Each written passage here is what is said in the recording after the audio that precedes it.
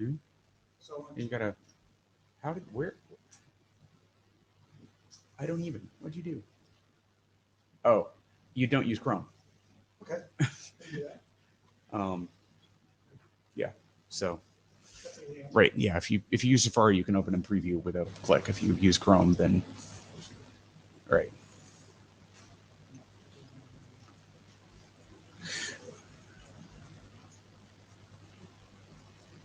So actually, I have the initial chair slides right here. Do you want me to project the chair slides real quick, and then I can close that out. Don't need social media. Oh, that's.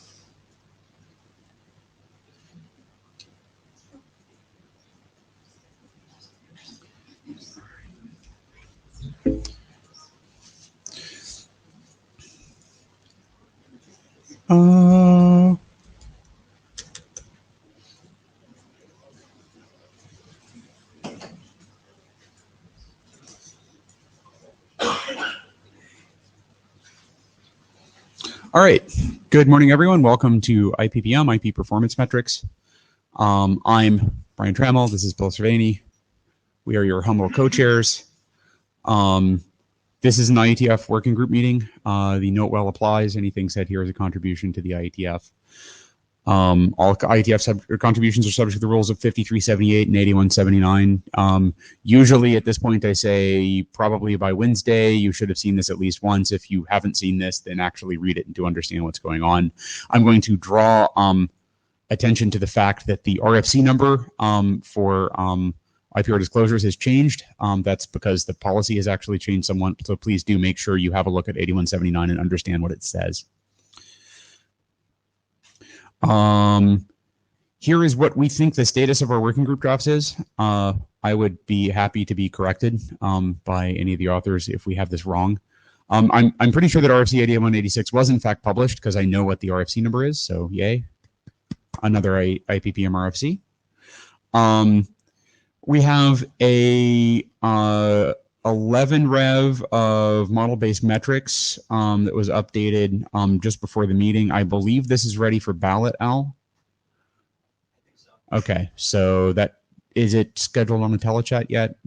Okay, cool. So that's just happening. So that draft came in on our original recharter in Orlando, IETF 86 in March of 2013. So it turned out to have been somewhat more complicated journey than we thought it was going to be, although in hindsight we probably should have seen it coming because it actually turns out that bulk transfer capacity measurement on a real network is hard. We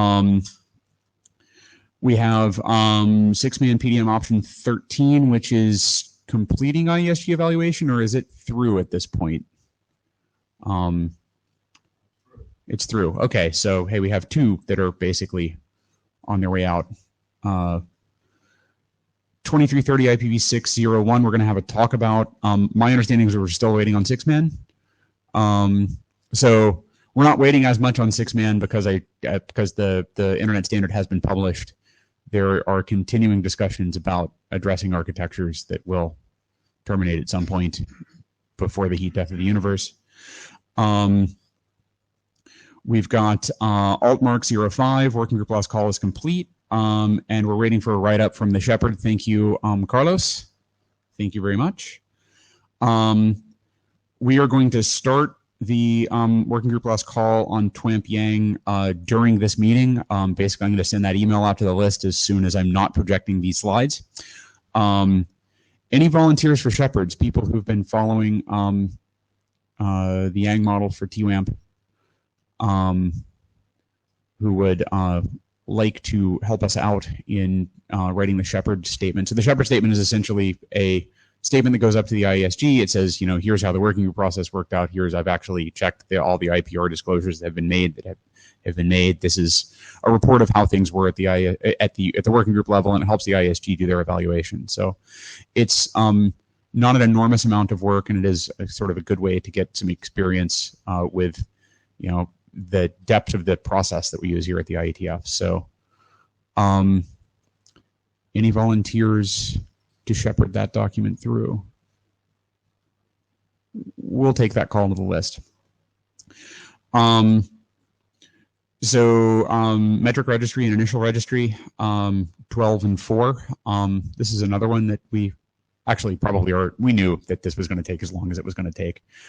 One of the things that we chased down in discussions about this draft, I believe in Chicago, but it might have been Seoul, was we really need to have some metrics and measurement and representation methodologies for information about a path that is discovered through active measurement. And I think Al is going to present that draft, or is Ignacio? Ignacio is presenting the draft. Okay. Excellent. So that's where we are with the drafts. Here's our agenda. We're going to start with initial metric registry from Al, and then we're going to have 2330 IPv6 from Joachim. Then we have basically two larger discussions on the agenda. One is a rechartering discussion, which we'll come back to. We have some slides introducing that and going into the details of the charters. There will be a bit of a charter bashing session. The thing that raised this issue was the discussion in Chicago about bringing the in situ OEM work into IPPM. But it turns out that actually most of the changes that we want to make to the charter are about reflecting work that we're already doing or that we've realized in the course of the past 4 years that we need to do. So there are a couple of presentations that are related to this. So all of the IOEM stuff, so the updates in the IOEM stuff we'll have as part of that discussion. And then also the route metrics draft that Ignacio will bring in. After that, we're going to talk about TWAMP Lite. Presentation from Al, 2 presentations from Greg, and a discussion afterward about. So what this is basically about is the Broadband Forum would like to be able to use the TWAMP test protocol on its own and needs a registered port for it. So that seems like a good time to basically clear up remaining ambiguity about the status of that as a protocol. And I think we can come to.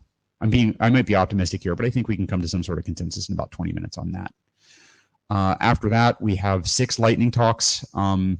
We have probably, if we do the agenda in the order that we have it, I think we have, we might actually have time for 6 now because we took 15 minutes back out of the agenda. So these are work that has not been discussed on list, but may be of interest to the IPPM community. These are ordered basically in order of first things that are directly applicable to continuing working group work. So there's a couple on alternate marking. Then new work that we have not yet seen in order of request timestamp. And then returning work that is not directly related to other work in the working group. So this is the queue. And we'll go through those 5 minutes at a time. I'd like to try something. I'm not sure we've done this in IPPM before. So there's a 5-minute limit. When we hit the 5-minute limit, we're all going to clap and thank the author until they sit down. So with that, we will go to Al on the registry and swap over.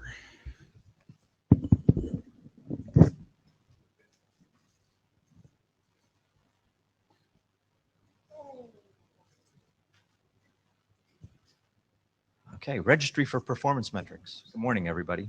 Nice full room today. So I'm Al Morton, and doing this with Marcelo, Benoit, and Phil, and Amr. Next slide. So we a long time ago decided that we needed to specify metrics with more precision than we did with the flexible versions that we put in the RFCs. And you can read this quickly while I'm talking here, but we really need to narrow these things down because we want to make clear comparisons between the systems that we measure, and that's only possible if a lot of things are documented and everybody refers to the detailed implementations and discussion that we've got here. So obviously with a registry, you provide a unique ID and detailed exposition and all sorts of things. So we're trying to raise the bar on what it means to measure delay, what it means to measure loss in very specific circumstances. Next slide. Oh, is there a clicker? There's a clicker. Oh, what's this? All right, let's just try it. Yeah, that's good. Okay. So we've got a registry concept, and we've been working on this for a long time. And we think now that with the Buenos Aires naming scheme and all sorts of things that we've done, we're actually getting pretty close to what we need. So also had lots of good meetings with the IANA folks, because if you've ever looked at the IANA directories and registries, they typically display things about a screen wide. And if it goes beyond sort of a screen width, it becomes a very complicated thing. And if you ask them to do the review and not help them out with experts, that can be difficult too. So we're actually kind of minimizing what we ask of IANA in this, and we're going to support that with the additional detailed information. So as you can see, this is organized in categories and columns. We've got summary columns, metric definition. Actually, the categories are here on the left. And lots of detail has to be added here so that we really nail down what the implementations have to do in order to make these measurements. Okay, so we might come back to that. So we added a lot of new loss metrics this time around in the initial contents, and that yielded feedback on the names. So down here in the bottom, the IANA section talks about three things that we're asking them to do. We're asking them to give us URI namespace, as indicated there, and to help us with a sub-registry of the name types and the elements of each name that feed into the names. So what did we do with that? Let's see here. Is this a good place to go through that? No, actually. So on one of the next drafts, I'll talk about that some more. But we've got the name elements divided up into these categories: the metric type, the method, the subtype method. You'll see how that works, and the subtypes can be expanded so that you can be as expository as possible. The reference specification for this metric row, the measurement units, and the output formats. So the third item in the IANA section is all about the instructions for adding the new registry entries, and to recognize the extension of the metric registry in at least one category.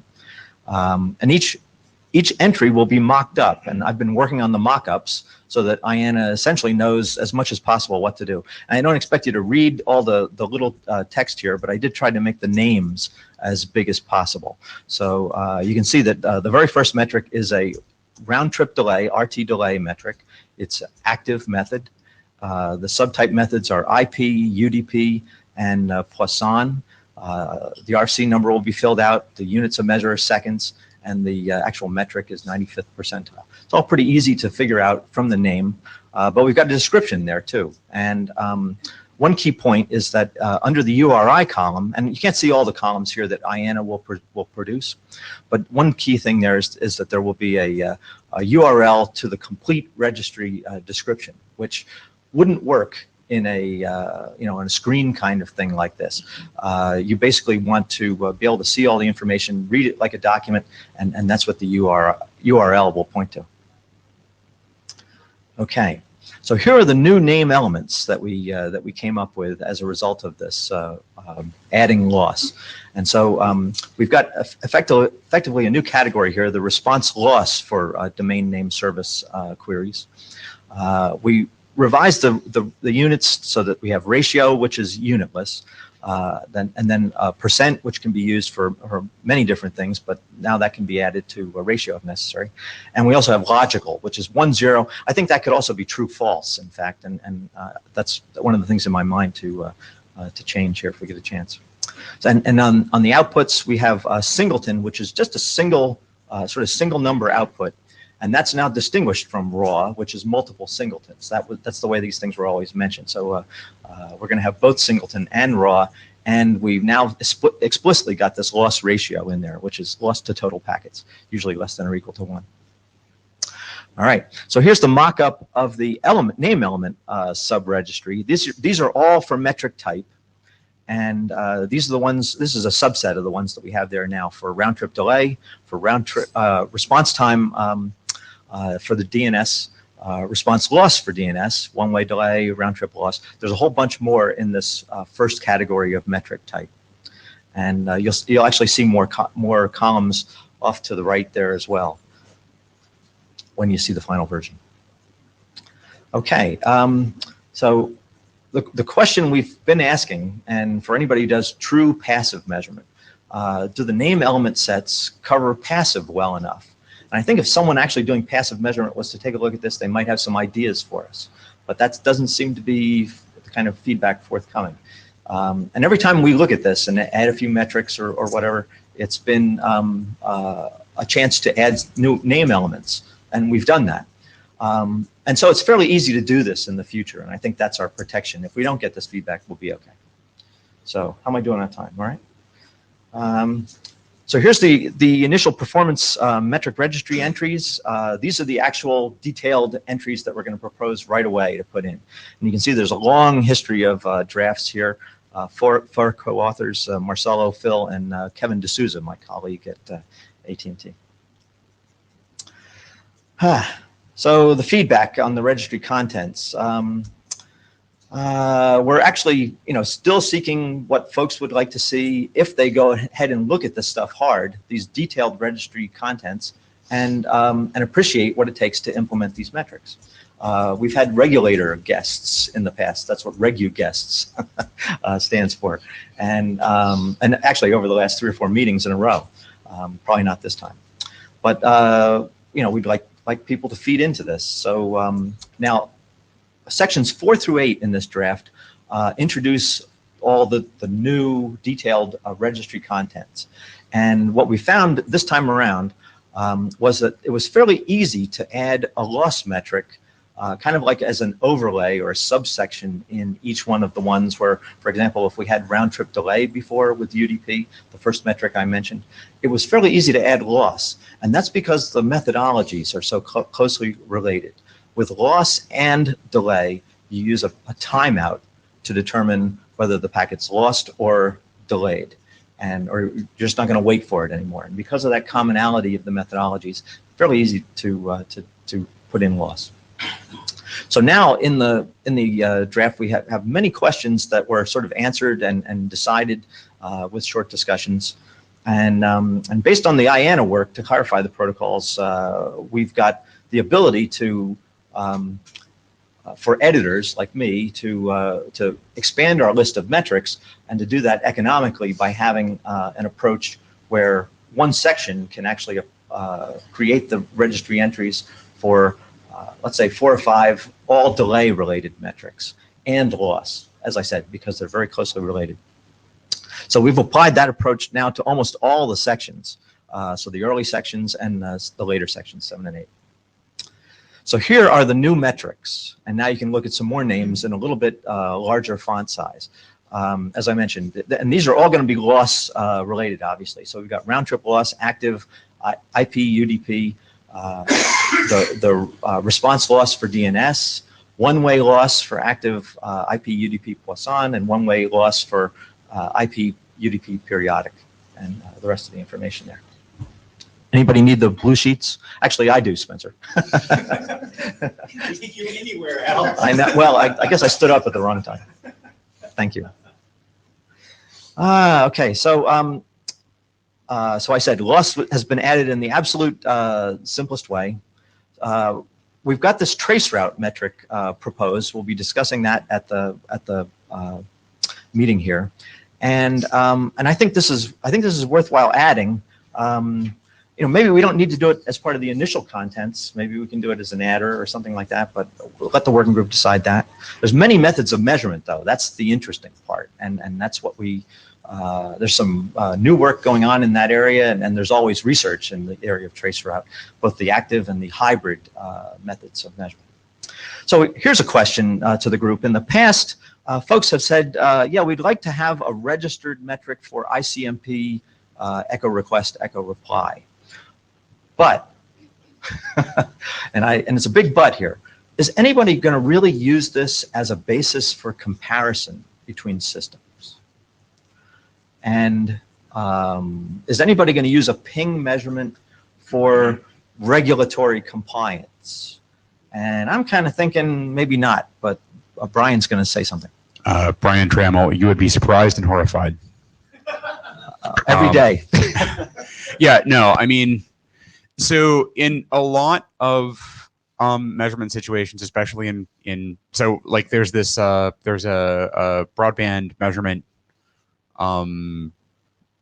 project, I guess. So it's broadband mapping project that the commission is running, the European Commission is running for regulatory use cases primarily.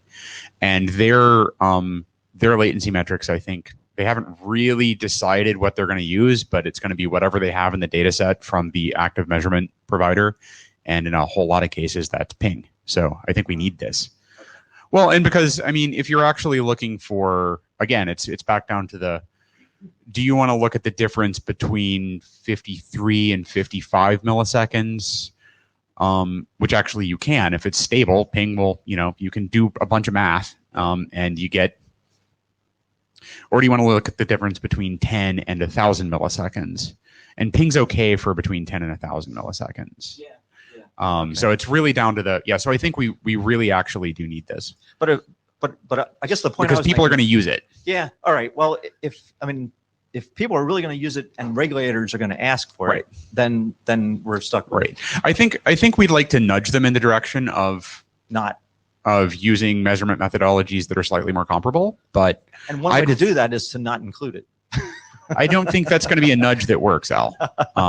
Okay. Because if that's all they have, right? There's two things that you can do. You can either pretend that you used TWAMP. You use ping and you say, oh, we use TWAMP for this, which is terrible.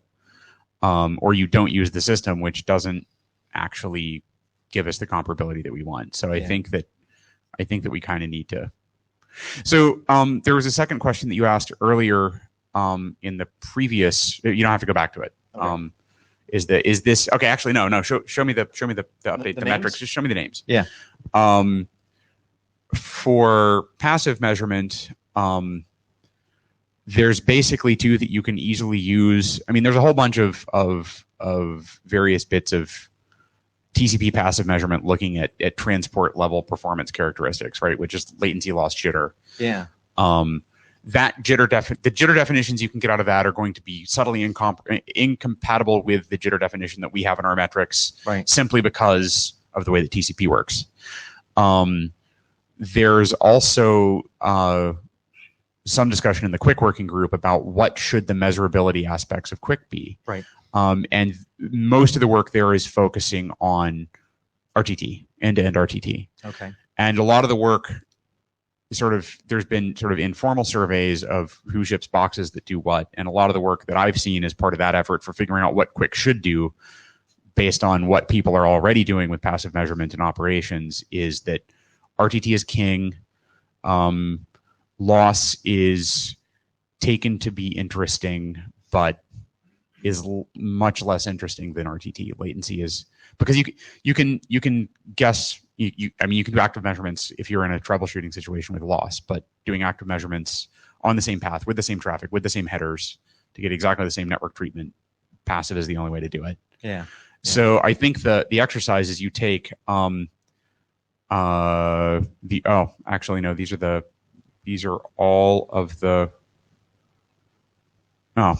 So this would be RLDN. No, these are the loss metrics, right? So we basically go. There's a delay comparable version to this, right?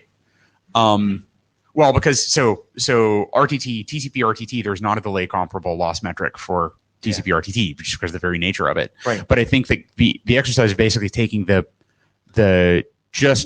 delay metrics for UDP and then reframing them as TCP RTT.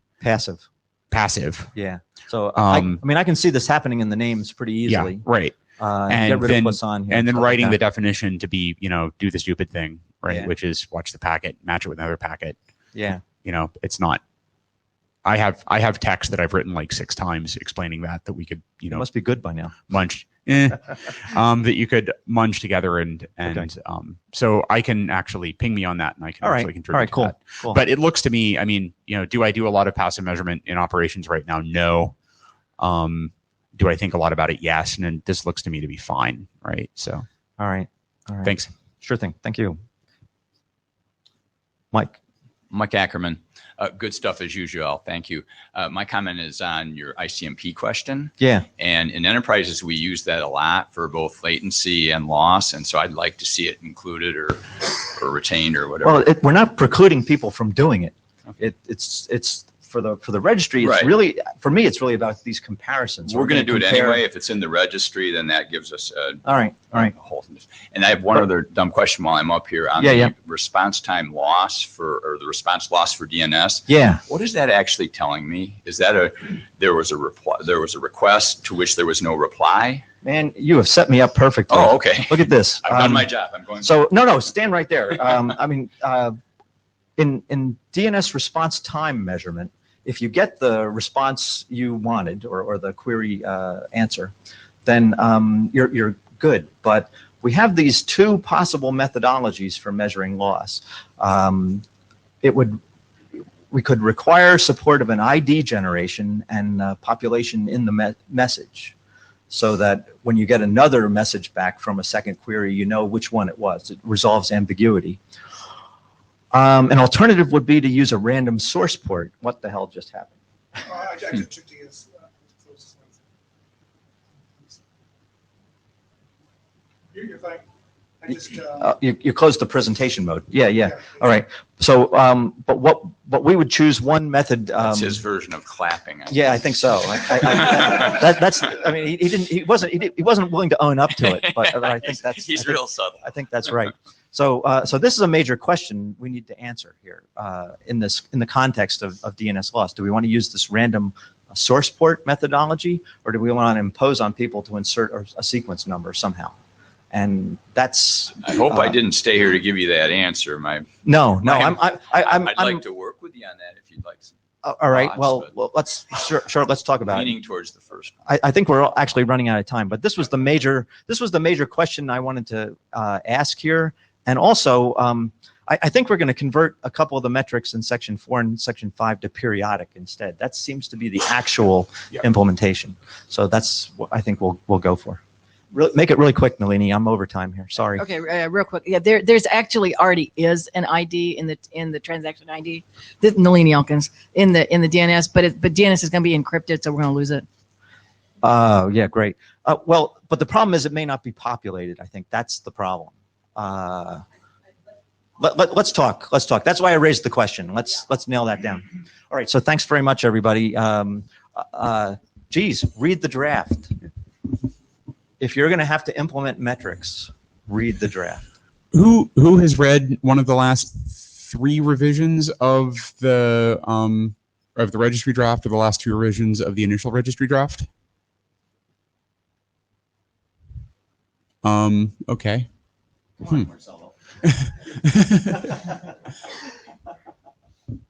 Like ghost authors. Right. We encourage eyeballs on this. So, thank you. Especially if you're going to build stuff. All right, here's the tools.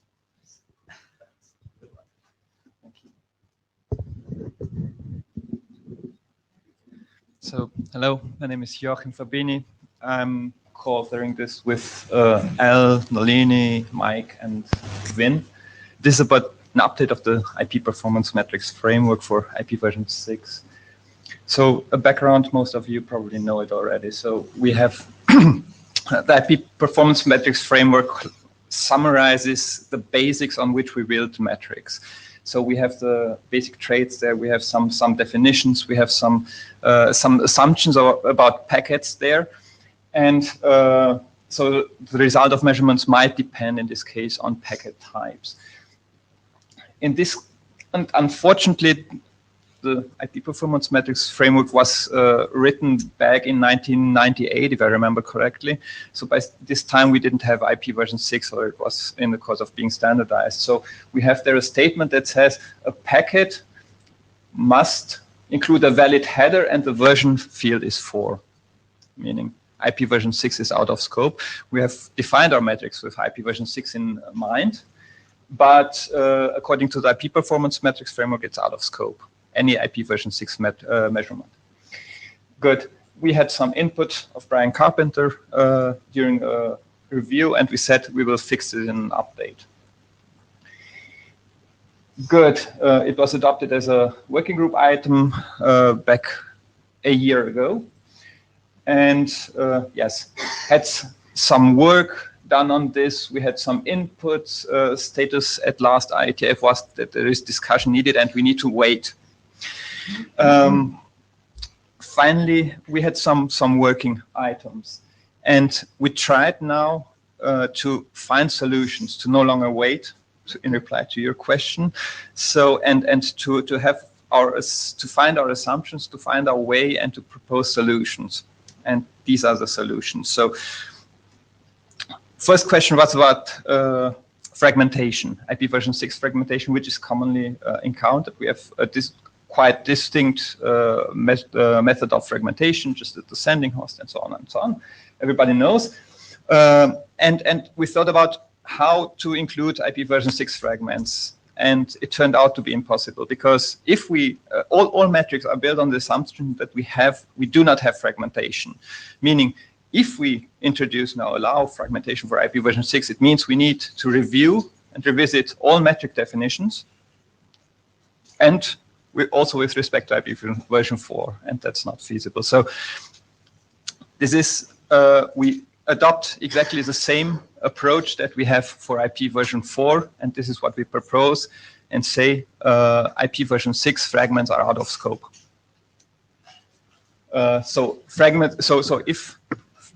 If fragments are used, everyone's on his own in defining and finding the right scope for these measurements. Brian? So, hi, Brian Trammell. I only see one problem with this, and this is all kind of hearsay. So is anybody working on 6LoWPAN in the room? 6LoWPAN is on the next slide. Sorry. But not on my laptop, please, yeah? Yeah, so, okay. 6LoWPAN and IP version 6 header compression. So we did some maths, and it turns out, and also it's written also in the 6LoWPAN, I spent some time on reading these 6LoWPAN RFCs. It turns out that we have about 31 bytes of user data per packet. And in addition, we do not have any IP addresses, neither IP version 4 nor IP version 6 addresses in IP, except if we're tunneling. So this is if our packet fits into these 31 bytes, then we can use a kind of tunneling mode, just transfer plain IP version 6 packets over over 6LoW, and so on and so on. So our impression was that doing 6LoW and including 6LoW here and allowing 6LoW means that we have to revisit anything. That is, even the concepts of standard form packet do not fit. We need to review all of them. And this is definitely out of scope. So it is clear that we do not include this explicitly. The 6LoW is out of scope. But we feel that it is better to have this, to have IP version 6 going on the right track, to have IP version 6 standardized. And if someone feels that is in need of a 6LoW, then to do it in a separate document. So, hi, Brian Trammell. This is the answer that I was hoping you'd get to. So the only place that it makes sense to have explicit support in the framework for 6LoW, in my opinion, is if there is an interesting measurement application where you're comparing IPv6 to 6LoW packets, or you're doing path composition metrics where you have a gateway that's actually doing some sort of algorithmic transform on the packets and making them turn into 6LO packets, which doesn't seem like, that seems like such a little corner case that I think that we can safely carve it off and say, if 6LO people want to use the framework, then please come and do the work to update it. So really quick on that. Hi, Al Morton. I sort of assumed that there would be a gateway. You're imagining that 6LO packets get generated as 6LO packets, and only on the upstream. If you're only looking at the part of the path between the thing and the gateway, then right. Then it's all 6LO. Yeah, but I guess I was looking at the end-to-end piece. No. Okay. All right. Yeah. Good enough. I don't think that changed the answer to the question though. So thanks. Yeah. Spencer? Spencer Dawkins. As a curious area director, I think that I have pretty good visibility of kind of where we are with 6LO and fragments here, but I'm not sure how aware the ROC community is about this situation. Do you think they know that that's going on, or? No. I know it's harder because there's not a working group, right? I'm almost sure that they do not know. Perhaps they'll know now. We need some way to contact them. But in fact, so the problem that I see is really with this definition of a standard form packet that we try to fit to IP version 6 now to find solution to this. And having 16-bit or 16-bit addressing that is proprietary to 8.2.15.4 it creates some kind of difficulty, because we have the RFC. We try to stick as much as possible with the existing RFC, with the framework. Sure. And introducing now a distinct kind of addressing where we do not have all of these fields, payload length and whatsoever and so on, complicates matters. Cool. I will take the action to go back and send an email to the relevant area directors now. So thank you for giving us clues. Okay, thank you very much indeed. Good. So this was about 6LO. Robust header compression is alike. So we have state in the network. That's one more problem. We create state in the network in network nodes that also impair on the type P, that change the type P of packets. So it's somehow difficult, and we'll try to promote this fast to have IP version 6 included into our measurements. Good. We have this context, this concept of a minimal standard form packet, and it's said, the RFC says that it is often useful. I don't know of one single reference to this concept of a minimal standard form packet, and I don't know how it could be treated in practice, because this means that we basically do not have any payload, any transport layer headers in a packet. Perhaps in IP version 6 we could do it with a no next header field directly in the IP header, but I don't know to which extent this makes any sense. And for IP version 4, I don't know of any way how to specify that we do not have any transport header, because we didn't, and the protocols field must be left unspecified, moreover. So we opt for dropping this support. That's for discussion. Unless anybody is using it, right? Thank you, Al. So is anybody using the minimal standard formed header? Okay, thank you. Good. And last thing was the IP version 6 extension header treatment. And this might be a controversial discussion. We wanted to wait for 6man to find a conclusion. They haven't found it. And now with in situ OIM and all other aspects, we just said, we increasingly see an encryption of higher layers. If we refer to QUIC, we see that transport layers are encrypted. We have no way of conveying OIM information timestamp and so over the network. So from the perspective of IP performance metrics, it does make sense to allow addition of extension headers on the path and removal of extension headers along the path. This is our position. We would like to have it. We do not know, and perhaps before the end of the universe we will know if it will be allowed or not allowed. But from an OAM perspective and IPPM perspective, we believe it should be allowed. We need it. we have some challenges. We need to define, and this is what we will do. So define also challenges. It's, adding an extension header. We seen on Saturday in the ANRW workshop, there was a discussion on segment routing. Obviously, adding a segment routing header somewhere along the path changes the route and therefore the type P of the packet. So there will be some need for discussion, but we feel that adding the extension headers, removing them, and even modifying them along the path could be helpful for our purpose. So the proposal is to allow this, and status and next steps. Thanks for updating the slide. Good.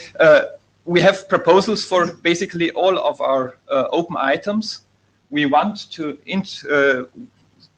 have a discussion either on list or off list, and finally to reach a conclusion, we will update the draft, and then we want to go working group last call, and we want to do it soon. So integrating all of these items into the draft should take a matter of weeks, and perhaps we can do the working group last call even before next IETF meeting. All right, so this is a call for pre-working group last call comments. Okay. Yes, please. Who's read the draft?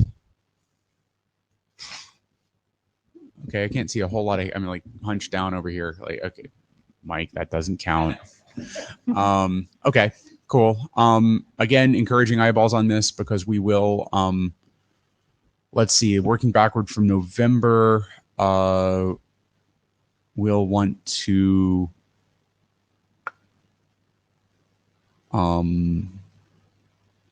Yeah, we'll want to do this sort of like early October at the latest.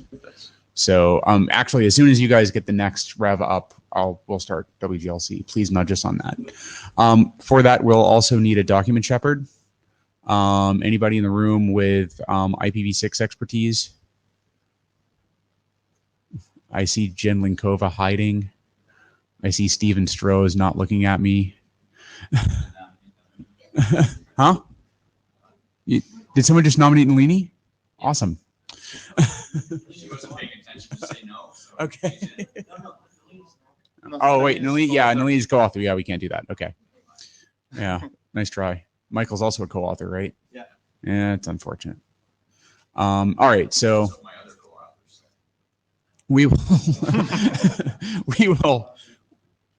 will leave that as an open question for the working group last call, but please consider whether or not you could help out as shepherd on this.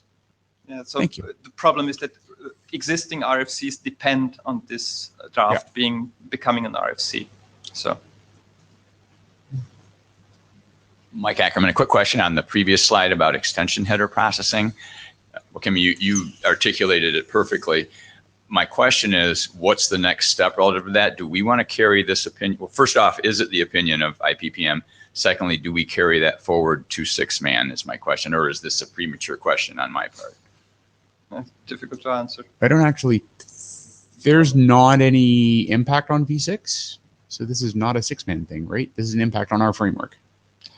It basically is an impact of the handling on the handling of extension headers, and they're pretty religious about this, as far as I heard from different meetings. We Al Morton suggests we cross post the last call. Yeah. Right, we cross post the last call, but this is not a thing that there's not 6-man work that depends on this, correct?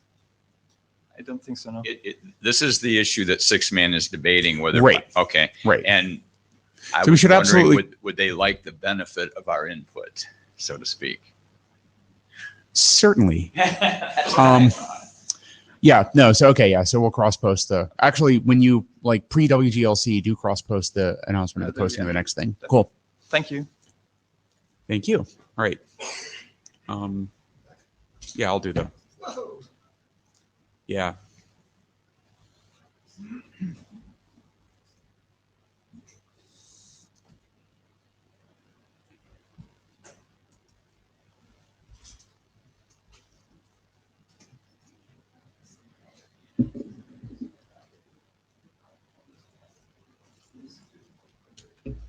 Everybody awake? Yeah. Feel like rechartering a working group? Yeah. All right.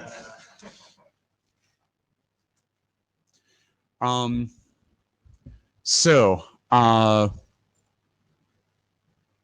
we've had our current charters for a little more than 4 years now. I wasn't actually expecting this charter to last this long. Yay, model-based metrics. There were questions in Chicago and post-Chicago about bringing IOEM into IPPM.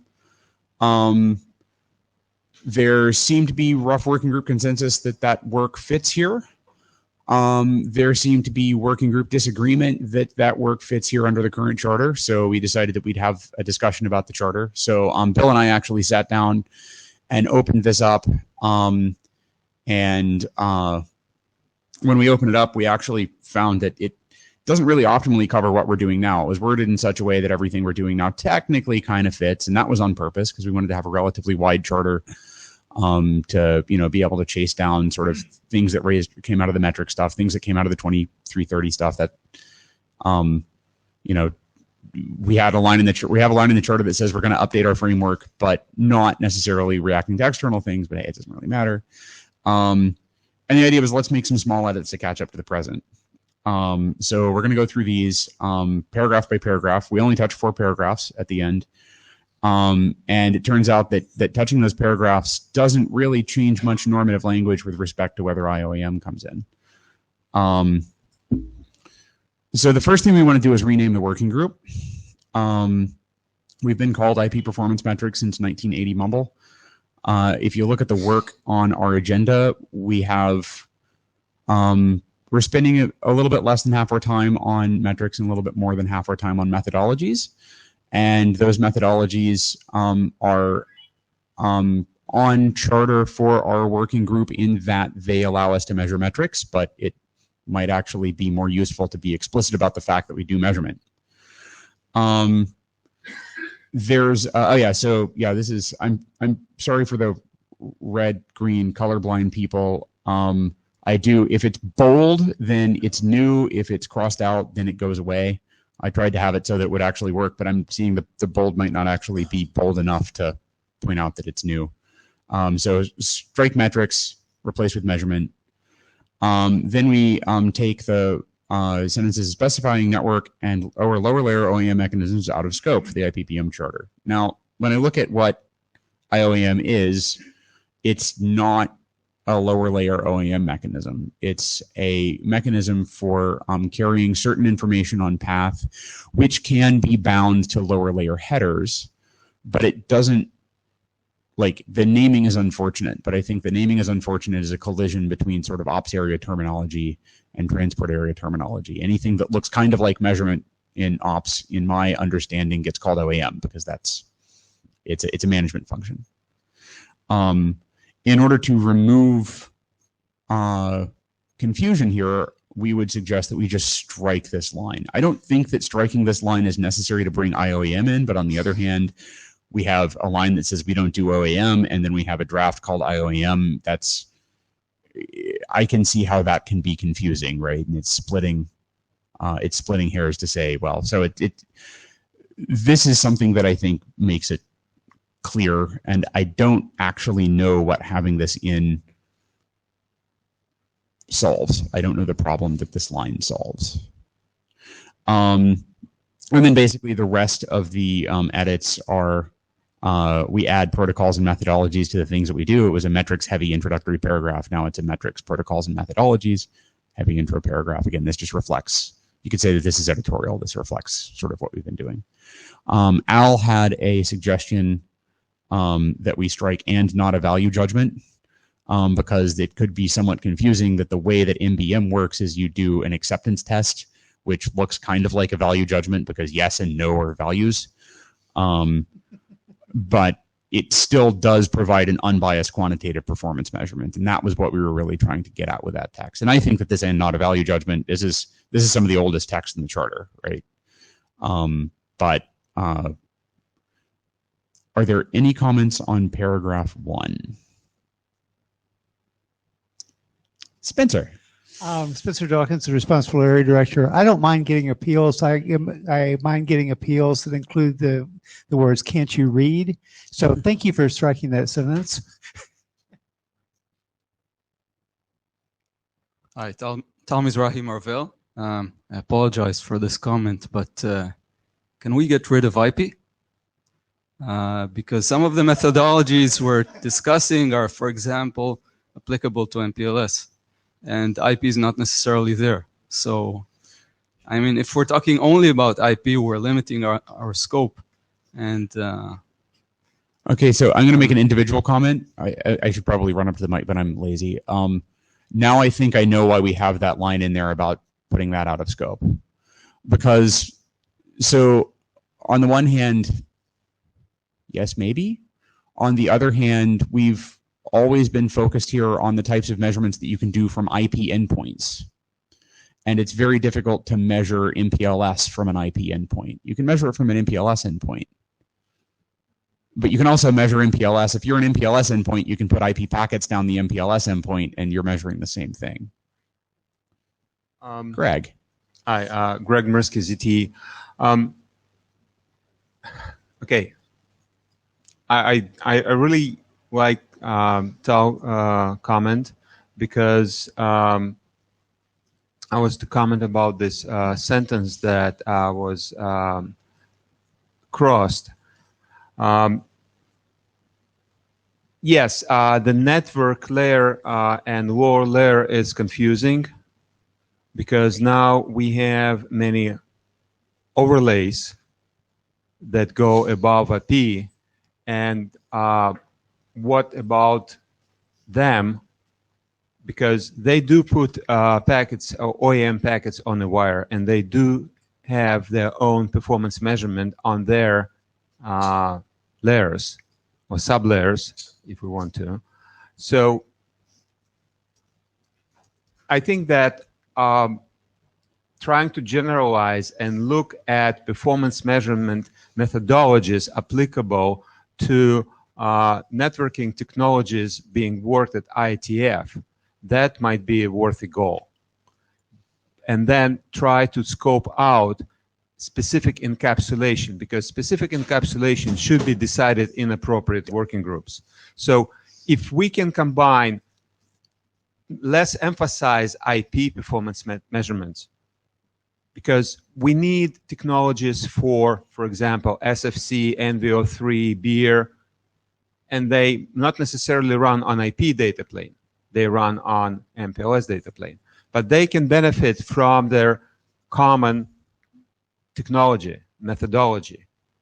But at the same time, we want these groups to decide applicability of these methodologies and particular encapsulation. So if we can achieve this separation of authority domains, I think that will benefit everybody. All right, actually, I am, just to make it very clear that I'm not speaking from the chair.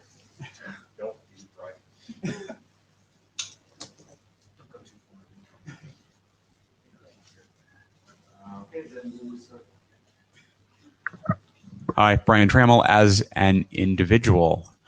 I really like where you're going with that. I think the key is, so there's commonality in methodology that's very interesting. It's not interesting because it saves code, although it also saves code. It's really interesting because you start to get comparability across these different layers, and that's not a thing that we've ever really had. And I think part of the reason that we haven't had that is that there's a little bit of a firewall between TSB and ops on this that shouldn't be there, right? I mean, the way that we don't have that firewall, or there are people who participate on both sides, like yourself. I am, chair hat on, I am not sure how to write charter text for that. It's hard, right? So I think we're opening up a bigger question that it's good that we have the time on the agenda to discuss is this a thing that other people in the room are interested in opening up and basically saying, okay, we have these methodologies, and things like altmark work very, very well at both sides. Things like IOAM work very, very well both on IP paths and on non-IP paths. Do we want to bring essentially convergence in metrics methodologies, not protocols, not encapsulations, but in metrics methodologies, and have comparable metrics across that boundary. Discuss. I think we do. I'm not sure how to scope it. So the problem is that the naive scoping that I would write for that puts a whole bunch of stuff in scope that really shouldn't be in this room, right? I don't know. I think that by saying that we're going to measure, take these metrics that we have experience with, and take these methodologies we have experience with at IP, and look at their applicability in non-IP networks,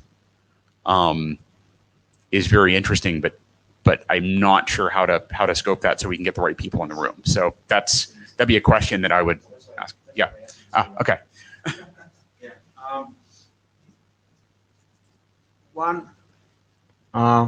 One way of at least separating ourselves from specifics of networking technologies and encapsulation of methodology on a wire would be to say protocol encapsulation on a wire is outside the scope. Again, it's not exact wording, it's not perfect wording, but along this line. So basically, we don't want to tell other working groups how that looks on the wire. Well, I mean, we do want to continue maintaining our own active measurement protocols on top of IP, where we do have our wire formats, right? So, I mean, we need to do it in such a way that OWAMP and TWAMP remain in scope, and anything else we come up with on the IP side remains in scope, but encapsulations in non-IP networks are out of scope. Okay. Okay. In my other experience, so we do have bidirectional forwarding detection for continuity verification between systems, BFD nodes. Yep. That is applicable to IP. Yep. It was that technology was developed and defined in BFD working group, but applicability to MPLS is an MPLS working group as long as it doesn't change the BFD based protocol, and so in all other groups. So applicability of BFD as a protocol to different layers, as long as it doesn't affect BFD based, is done on these working groups. And then for BFD is FYI. So it's cross-presented just to tell that we're doing. That seems like it seems like a very good arrangement. I think actually what we should do is we should take to the list a new paragraph that essentially talks about the scoping, and then we refer to it forward from this paragraph, and then we make any changes that need to happen to this paragraph that contradict it, right? So I'd like to keep IP in the name of the working group because it's been IPPM forever. Or it could be IP and yes. IP plus performance metrics, and it's still IPPM because if we put a plus in a working group name, the tools people will hate us. Yeah. IPPPPPPPPPPPM. Hi, Tal Mizrahi again. So I think the work we're doing today already goes beyond the scope of IP in some cases. So I think as an exercise, one thing we can try to do is remove IP from the charter and see what's the result, and consider whether that's valid or not. Another thing we can do is just add a paragraph that says, in some cases, the methodologies will go beyond IP, and that's still part of the scope of the working group. I think those are two options we can think about. So Al Morton has another idea, not necessarily conflicting with these others, but I'll go back to the measurement thing later.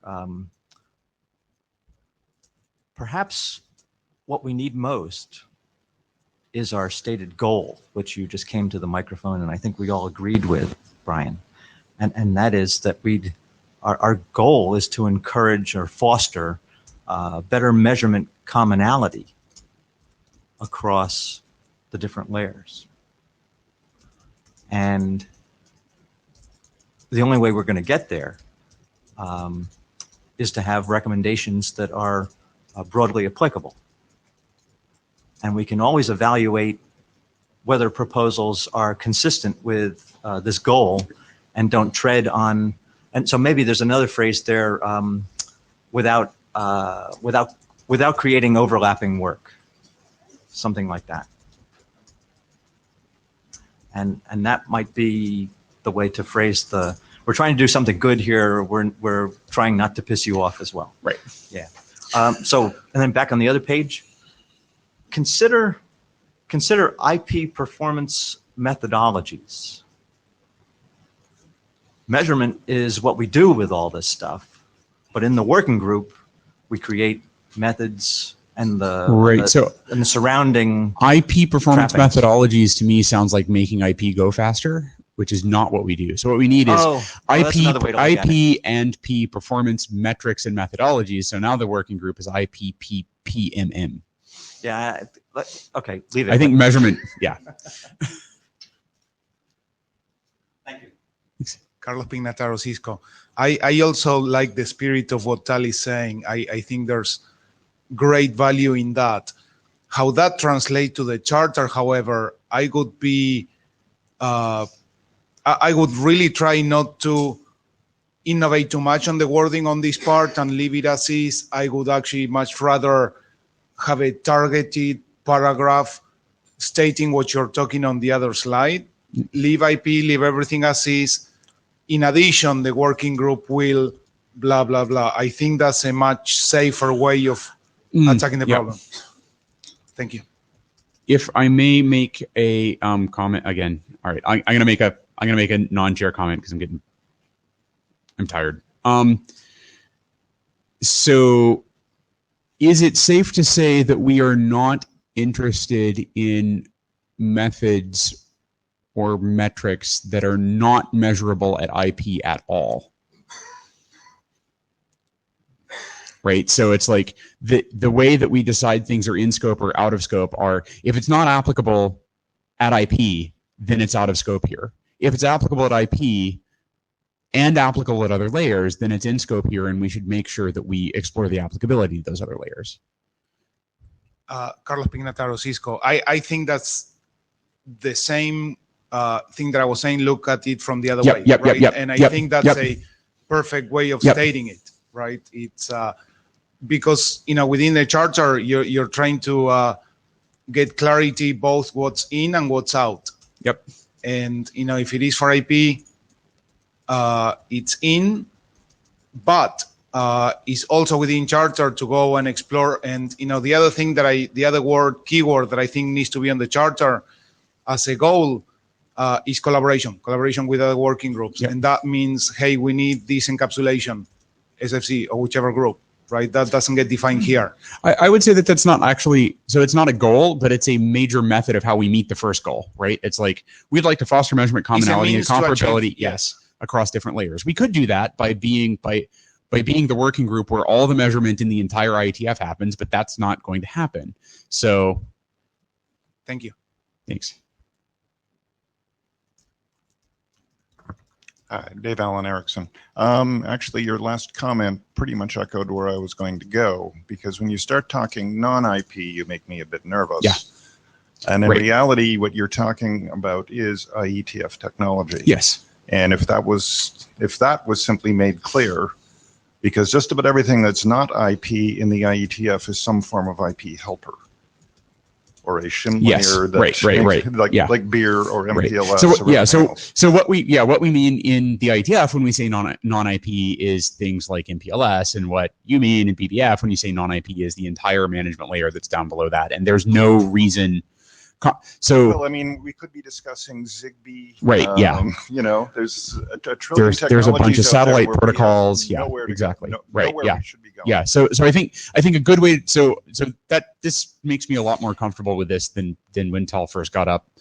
I think by basically saying that the scope is it applicable on an IP network, then yes, and let's look in the other layers that it might be applicable at and foster cross-layer collaboration. We don't want to say cross-layer in the IETF, but there's wordsmithing to be done. Yeah, but I think you want to make that IETF technology part clear. Yes, because absolutely. Ethernet carries IP. Right. You're not doing Ethernet. We're not doing Ethernet. Yeah. Right. Good. Thank you, Dave. I'd actually, chair hat on, I'd actually like to ask for any comments from people in the room who think that this is a terrible idea. Get up. Yell at us. All right. That's pretty good. Okay, cool. That sounds like an answer. Let's actually get through the really easy editorial stuff now. So I think we're going to have to do a little bit more wordsmithing here, and we're going to have to take this discussion to the list.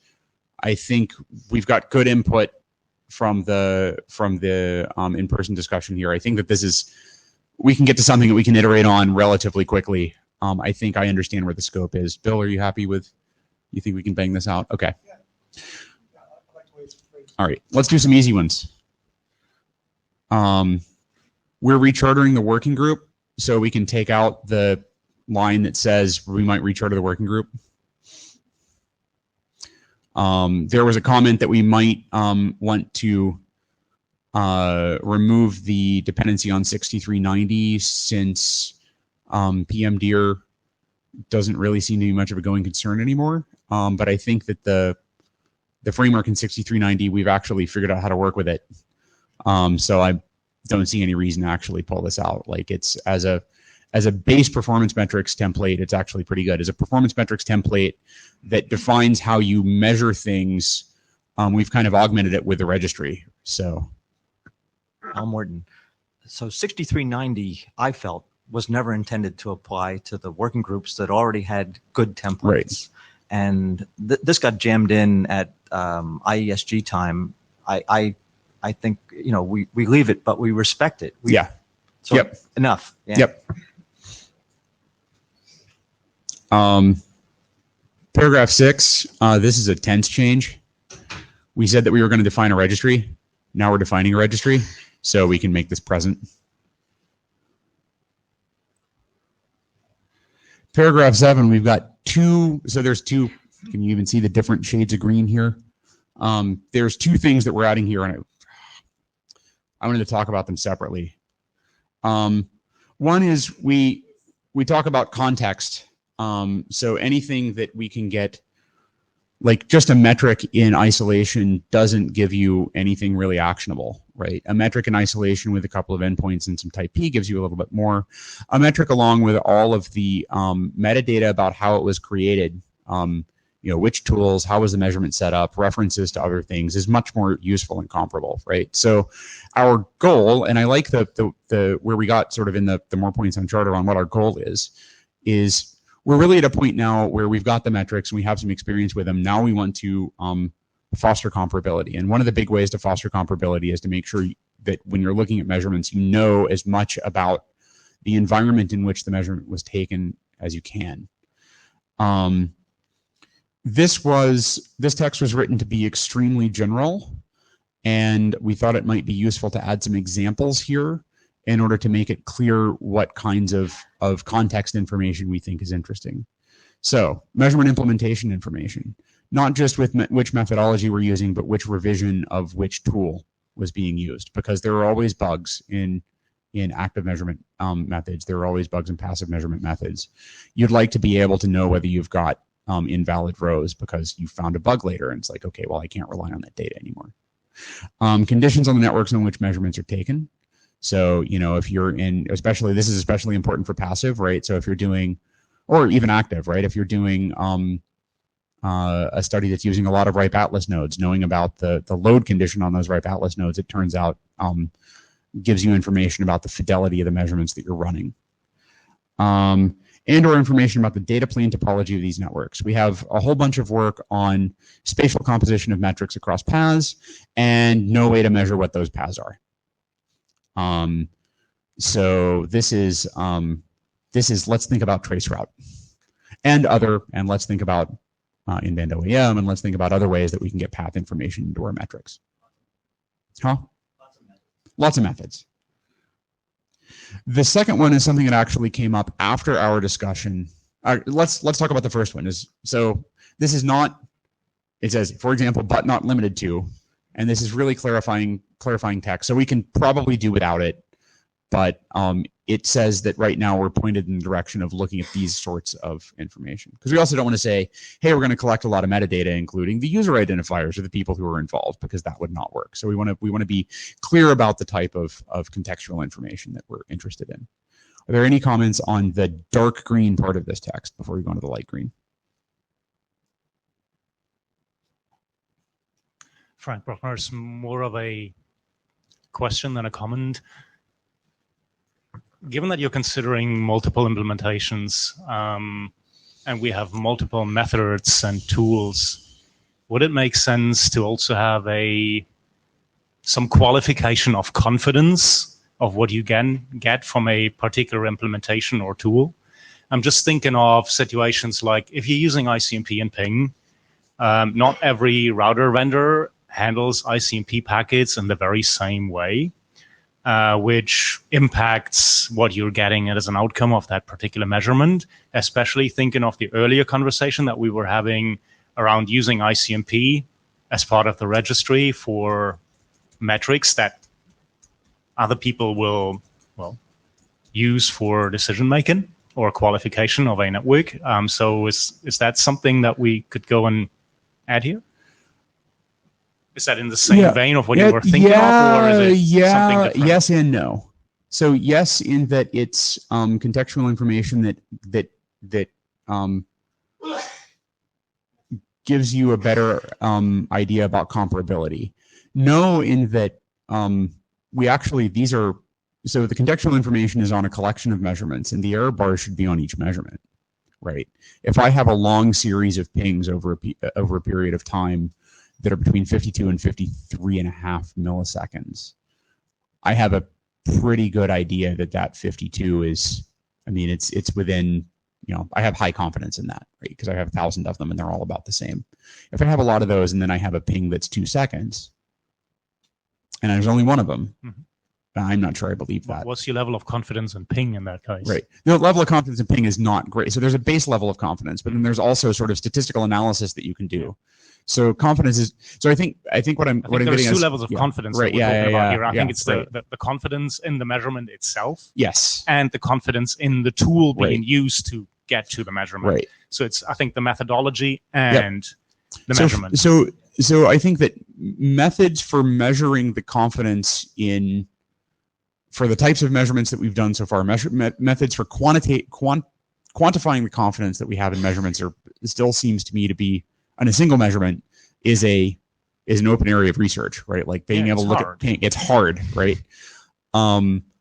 Having the ability to, there are other methods where you can do cryptographic things, for example, where you have more confidence because you can actually quantify the number of bits that need to be wrong for this measurement to be wrong. But in ping, it's really, really hard to quantify the things that can go wrong with ping. There's like a whole subfield of internet measurement research about unbreaking ping.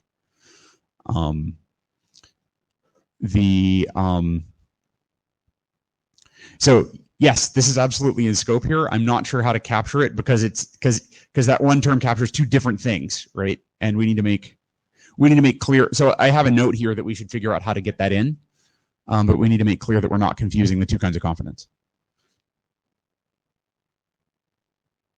Other comments on this list of examples?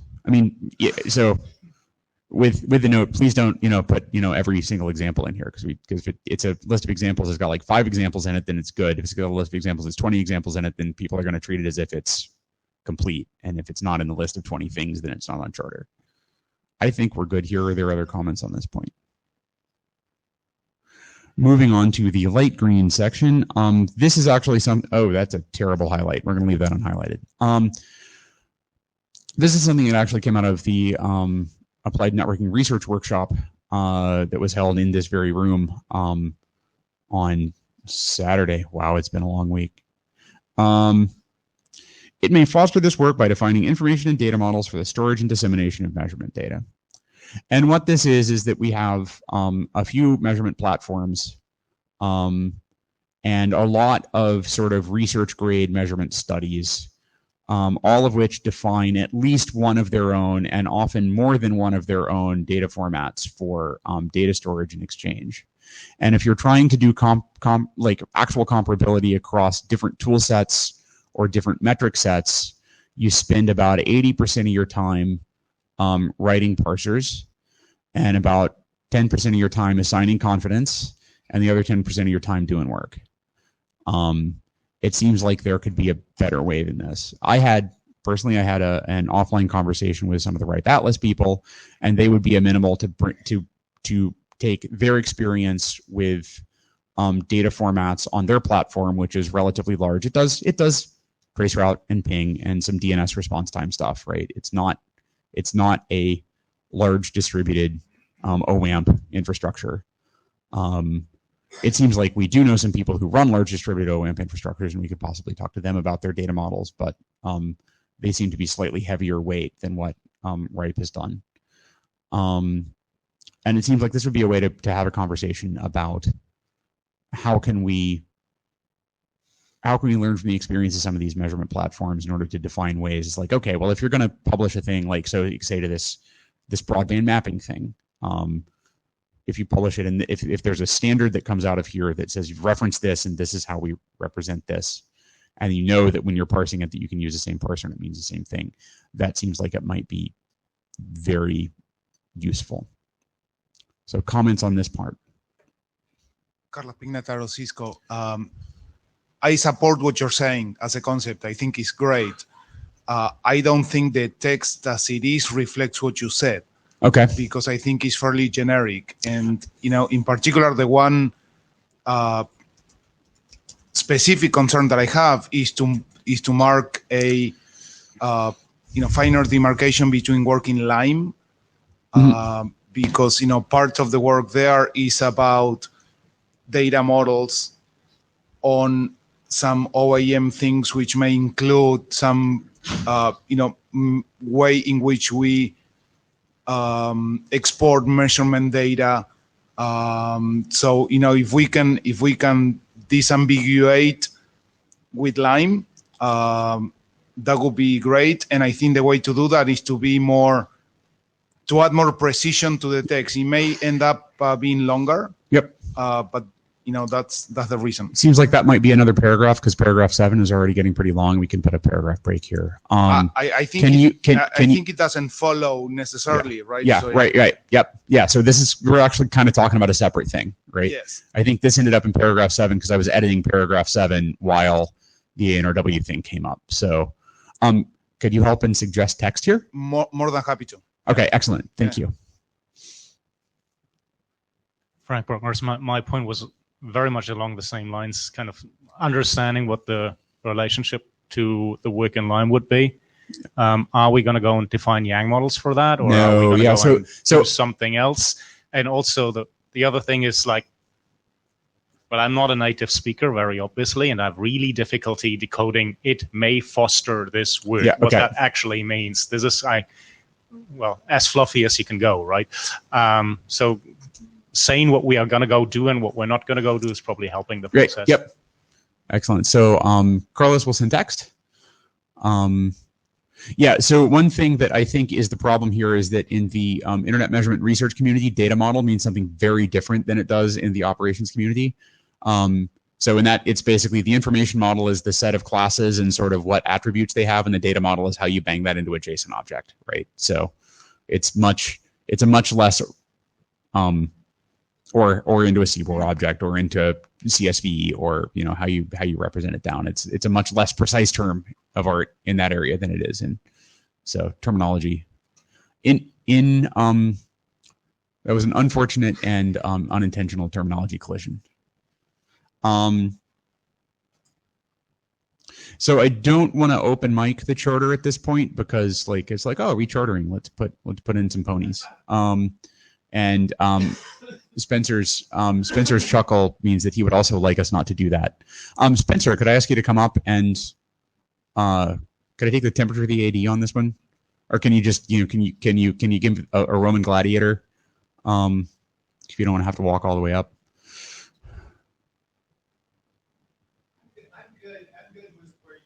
Okay, cool. Yeah. Let the record show. Thumbs up from Spencer. All right. So with that, let's talk about stuff related to what we're okay. So the outcome, the action item is Bill and I are going to take text from Carlos and the comments that we had here. We're going to propose, probably we're going to stop talking about just diffs at that point. We're going to propose a full charter to the list, and then we'll iterate on that on the list, and then we'll hand that up to Spencer, and he pushes all the magic data tracker buttons, and then there's a discussion in the IAB, and then there's a discussion in the IESG, and then we get a shiny new charter. So with that, Frank, thank you all very much. Okay, so a brief update on in-situ OEM and the data draft. Just go to the next slide. I have a single slide on that update. Can I put the mic a little further so that I can stay in the girly area here, and or just take it out. Okay. Well, it's still. Oh my gosh! It's a free drawing page. Running going all across the internet. Can it do it? Can it do it? Sing a song. I can't sing. Oh my gosh.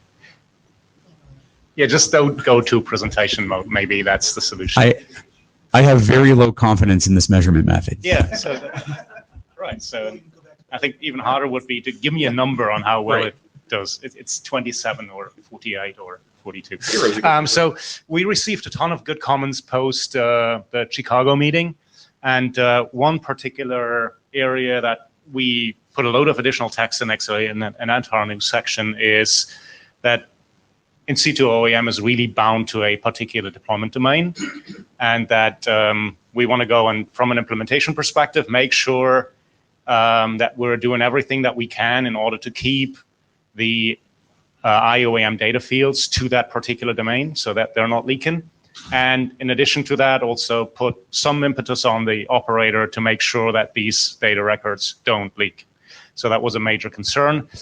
So we edit that section with kind of scope-specific information for in-situ OEM, and the deployment domain, I think, is explicitly spelled out, and we've done a load of wordsmithing even over the list to go and get there. The other thing that we specified as part of the scope section is in-situ OEM control points, which is encapsulating, decapsulating, and transit nodes. Encapsulating puts on the header, decapsulating removes the header, and transit nodes either update or add to the header. Then we also had a clarification that in-situ OEM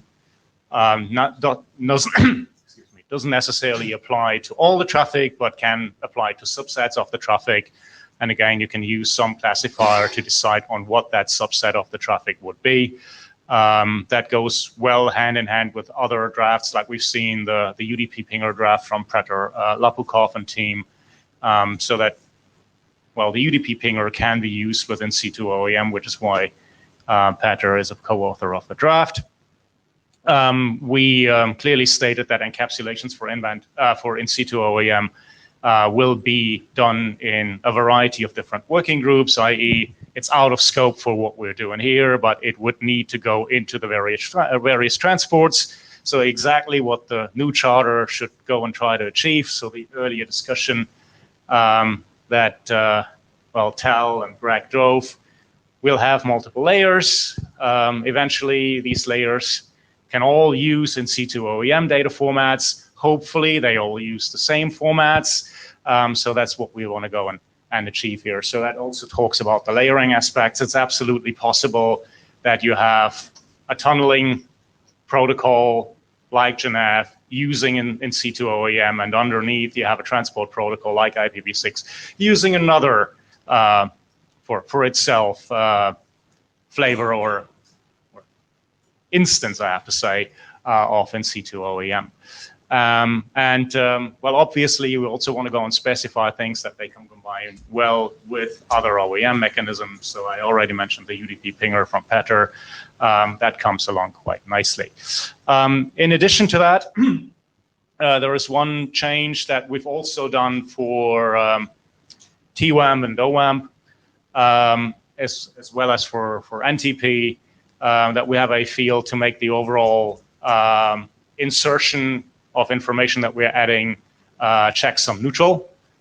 So that's an option so that you don't have to recompute the checksum if your protocol uses UDP, but you're staying where you are, and that's exactly the same mechanism that's taken reference to RFC 7820 and 7821. And so that's another addition. And another change, given that we've seen quite a few silicon vendors even putting the thing into silicon as we speak. I don't want to go and kind of iterate through the names again, but we've seen at least 3 public announcements. Plus, we have the open source implementation. So things are moving, and things are moving quickly.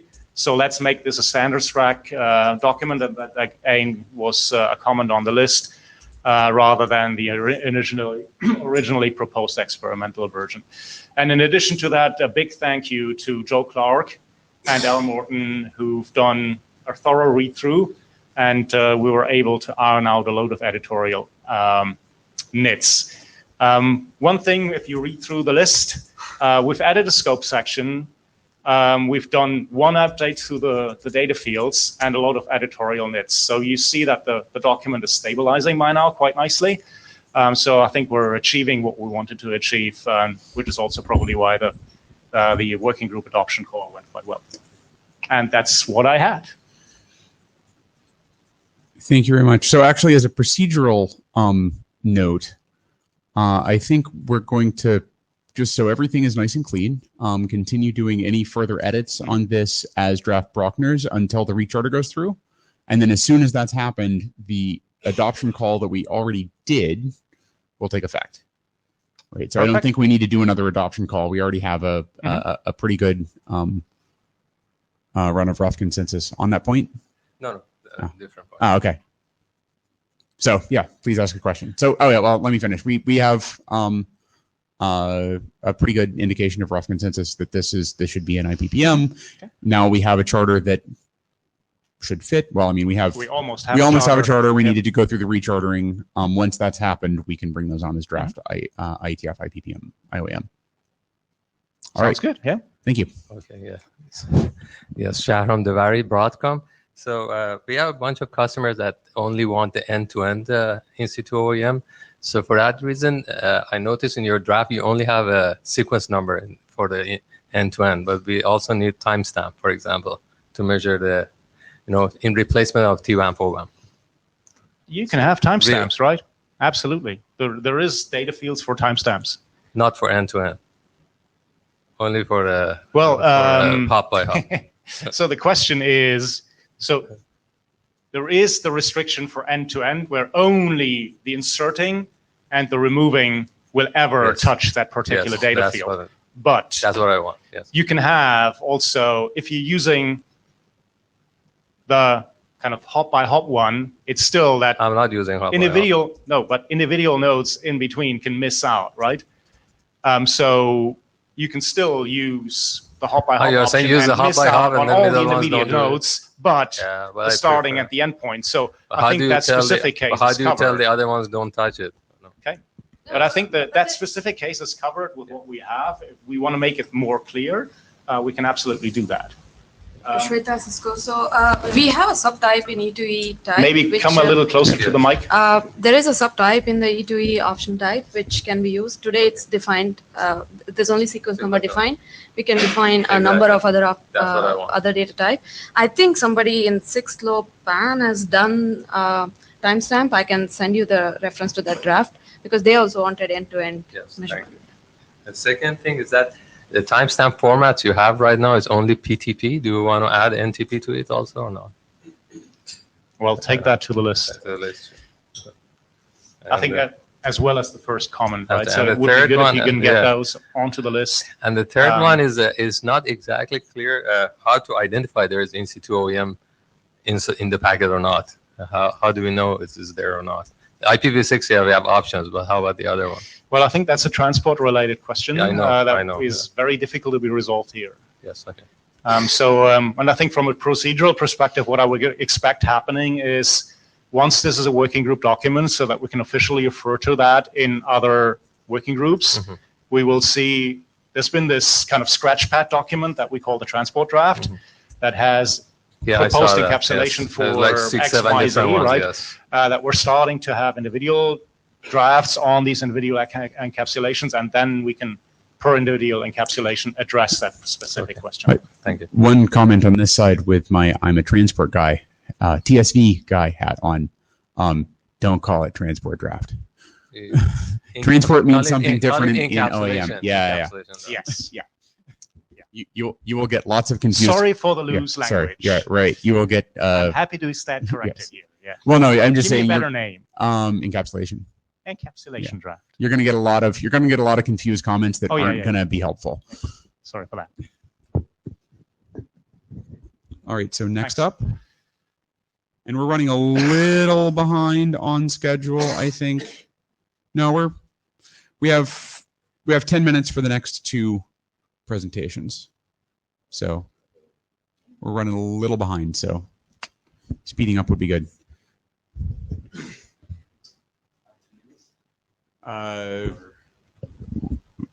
We have 10 minutes for the next two presentations, right? So I mean, yeah, you can. I mean, like we're probably going to end up going over on this anyway, but please try to be brief.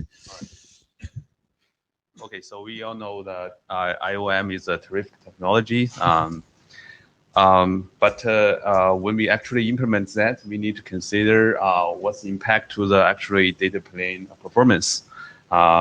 Also, we need to consider in the future how we will make the solution really scale. So in this proposal, we have addressed several issues, all based on some real use cases. So I go through them fast. The first one is about how to scale to support more data types. So currently, there are only 16 bits are used for data types that can support at most 16 different types. But currently, 40 have been defined. Only 2 bits are left. So we propose to use actually reserve last bit as an indicator to expand the bit the data type. So, for example, if this bit is set to 1, we can have which means that another bit map will follow the header. So this way we can extend 31 up to 31 more new data types. So again, we can use the last bit to indicate the probability of the next bit map. So we can do this to support arbitrary number of new data types. So we can imagine there are many different use cases to support new data types. So I will skip this, but you can see that many different possibilities. So the second one is to deal with some potential limitation on the path length and MTU,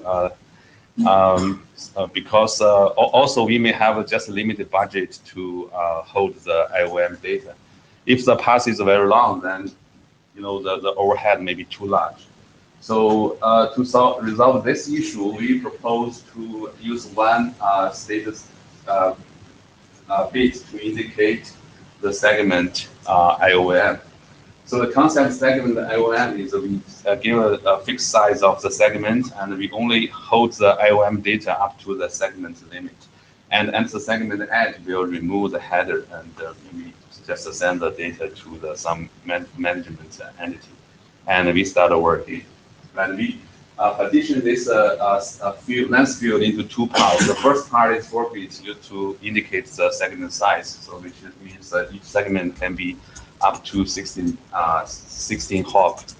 And the second part is used to indicate the remaining hops in the segment. So there are also some use cases. For example, if we have fixed budget to hold the IOM data, we can calculate how many hops we can support in each segment. Then we can configure the segment accordingly.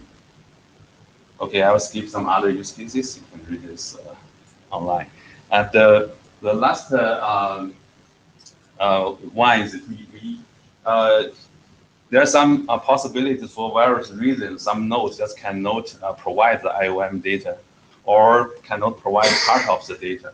So how to handle that? We propose to use a valid data node bitmap to indicate which node is valid to provide the IOM data. So if some node can pass a header, but they prefer to not add its own data to the node, then it can just reset its corresponding bit in the bitmap. So which means in the following data list, there's no valid data for this node. Similarly, for each node, we have another valid data bitmap to indicate which data in the list is actually valid or not. So if that bit is set to 0, which means that data is simply invalid. And use cases as sometimes maybe the traffic is very heavy and the node just cannot keep up with. If it wants to add data to the node, maybe it's in danger of drops the packet. So in this case, it's rather to not add new data to the node. I can simply set the invalid bit. So there are some other minor issues, or try to address the performance issue, how to make the implementation more efficient. But so I won't talk about it. So any question?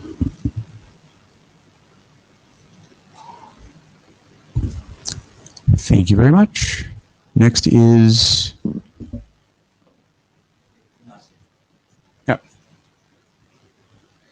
Did we, so he's basically just going to do this. He'll put himself in queue and then I'll beam him in. Ignacio, can you put yourself in queue?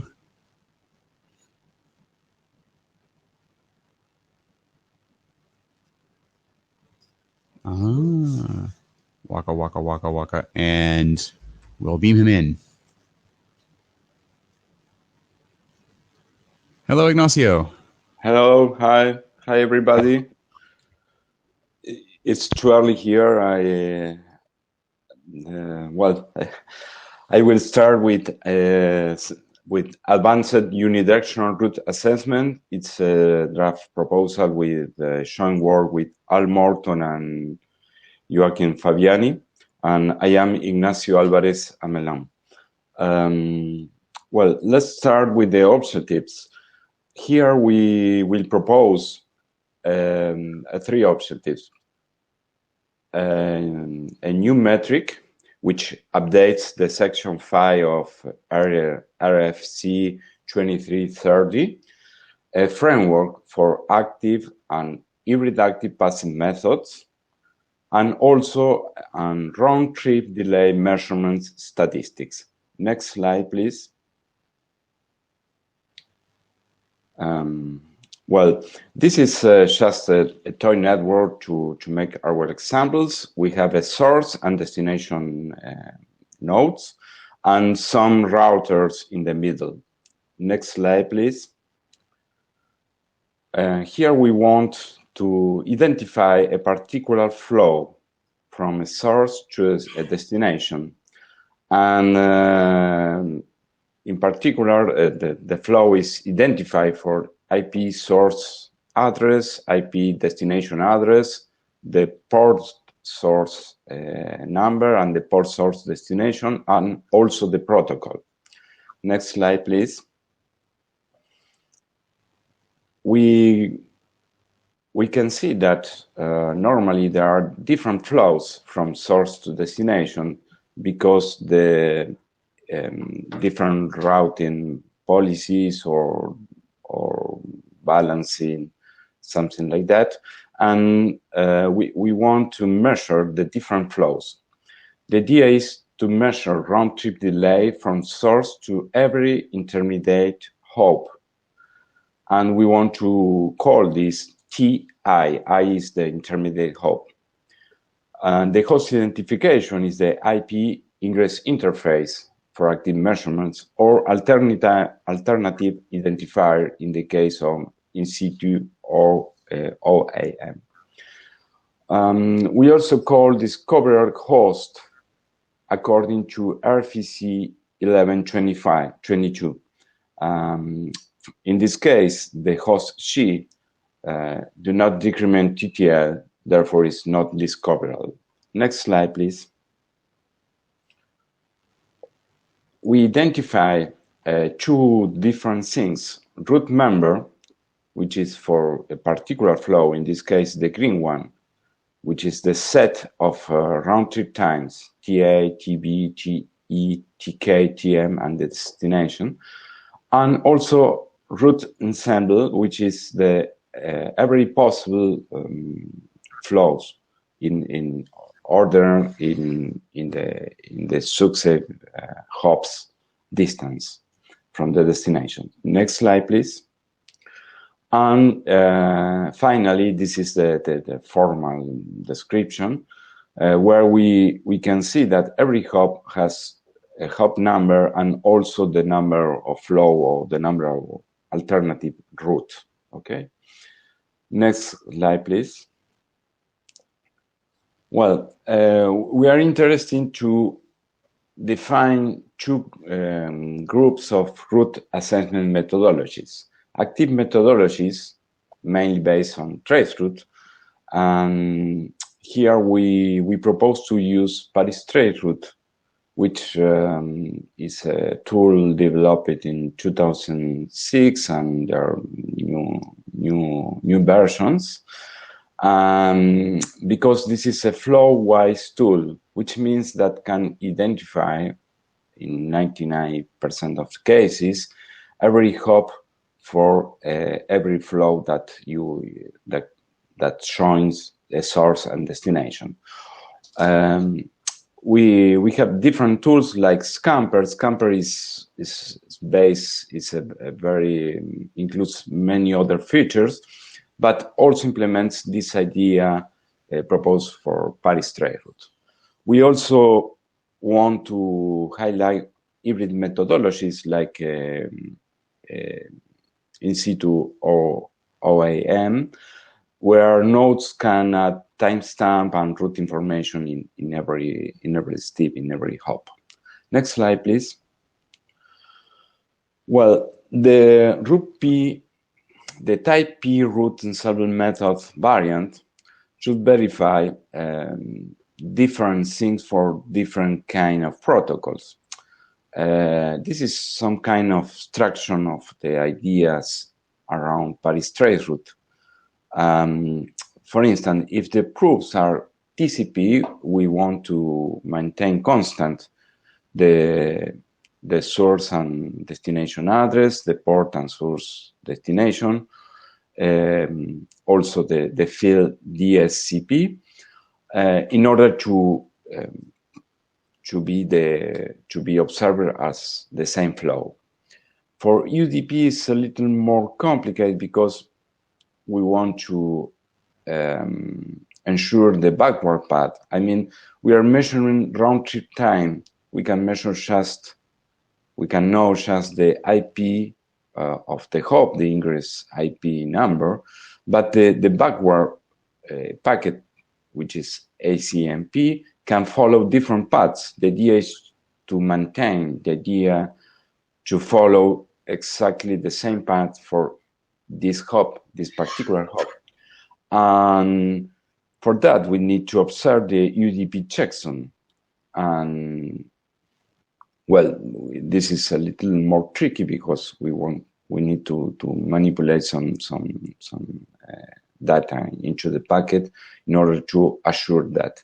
And for ICMP proofs, we use normally the data field to compensate TTL and IP checksum. Please, next slide. Well, what are the goals to measure this round trip time? Here we highlight 4, but perhaps there are more. In particular, we want to identify intercontinental submarine links, satellite communications, congestion, interdomain paths. I added some articles related with these 4 problems. In particular, congestion is a little tricky, the definition, but the paper that I highlighted for this item is related to compare the minimum RTT versus the actual RTT. And when you see some some variation, you can see, okay, you are facing some kind of congestion. We can add more eventually, but this is the four first type that problem that we want to find using this tool. Next slide, please. Well, this is just to illustrate one of the picture that we can get when we are doing some statistics. Here we perform some round trip delay during several, for instance, 1 hour, and 1 packet per second from the one particular hop. This is 4 cases, different cases, and we can see here that the queue are really heavy, really long. This is the reason, because we want to find some kind of indicator, some kind of measurement that can get some idea what is happening. Please, next slide.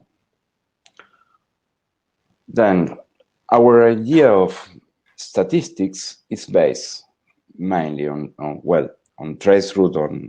I forgot to put the David's method, but in this case, if we use trace route, we should use something like Paris trace route, which assures the route. And the idea is to use quantiles for represent each hop. The quantiles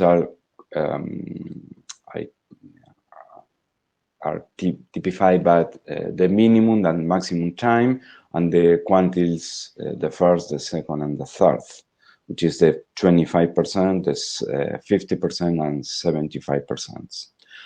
And we propose to use P2 algorithms that can be able to compute quantiles online, which means that you can do this inside a router or inside a computer, what you want, because you just to put every measurement, and he can update the quantiles. And even if you want another kind of quantiles like percentiles, you can do that for the quantity that you are really interested in. Next slide, please. Well, this is the algorithms that show an example what we are having in our mind. We are sampling during some time window. We use some time between 2 measurements. We say if you want to be exhaustive, which means explore every possible path, every possible route for every flow, of just a single flow, and we got destination, and the output is the quantities. And this is very simple, just to you got a loop during the time window, WB, and you just perform your advanced trace route, for instance, Paris trace route, Scamper, or what you want, and you collect every measurement and you compute the quantile for every measurement. This is all. Next slide, please. Well, we got some feedback of IPP mailing list, and we have to incorporate some standard term for RFC 2119. We have to define discovered host in terms of the RFC 1122. Perhaps an idea more complete than that. And we need to make a clear parallelism about what can be detected, the parallelisms for instance, for hops, which means perhaps at the same distance, 3 hops away, you can get 3 different IPs. But the problem with that is some roads can have more links than another. Okay, we have to define this clearly. And what parallel links cannot, for instance, parallel links. We can distinguish also about the coverage methods, the active and the hybrid, or what another method that we want to use. We want to explicit more how the method can be combined, and also to highlight the security considerations. For instance, changing fields to keep checksum constants normally have not to introduce any security problem, but we have to write down that. And also in situ OAM. There are several areas to discuss between root metric and in situ OAM. For instance, what happened with the checksum is have been removed, and okay, how to deal with that. And also more feedback will come. Next slide, please. Well, with this slide, I'm finished. If you have some questions, we'll be happy. Thank you. Hi, Greg Mirsky, ZTE. First question is, have you considered alternate marking method as one of the hybrid methods to instrument the measurements? Well,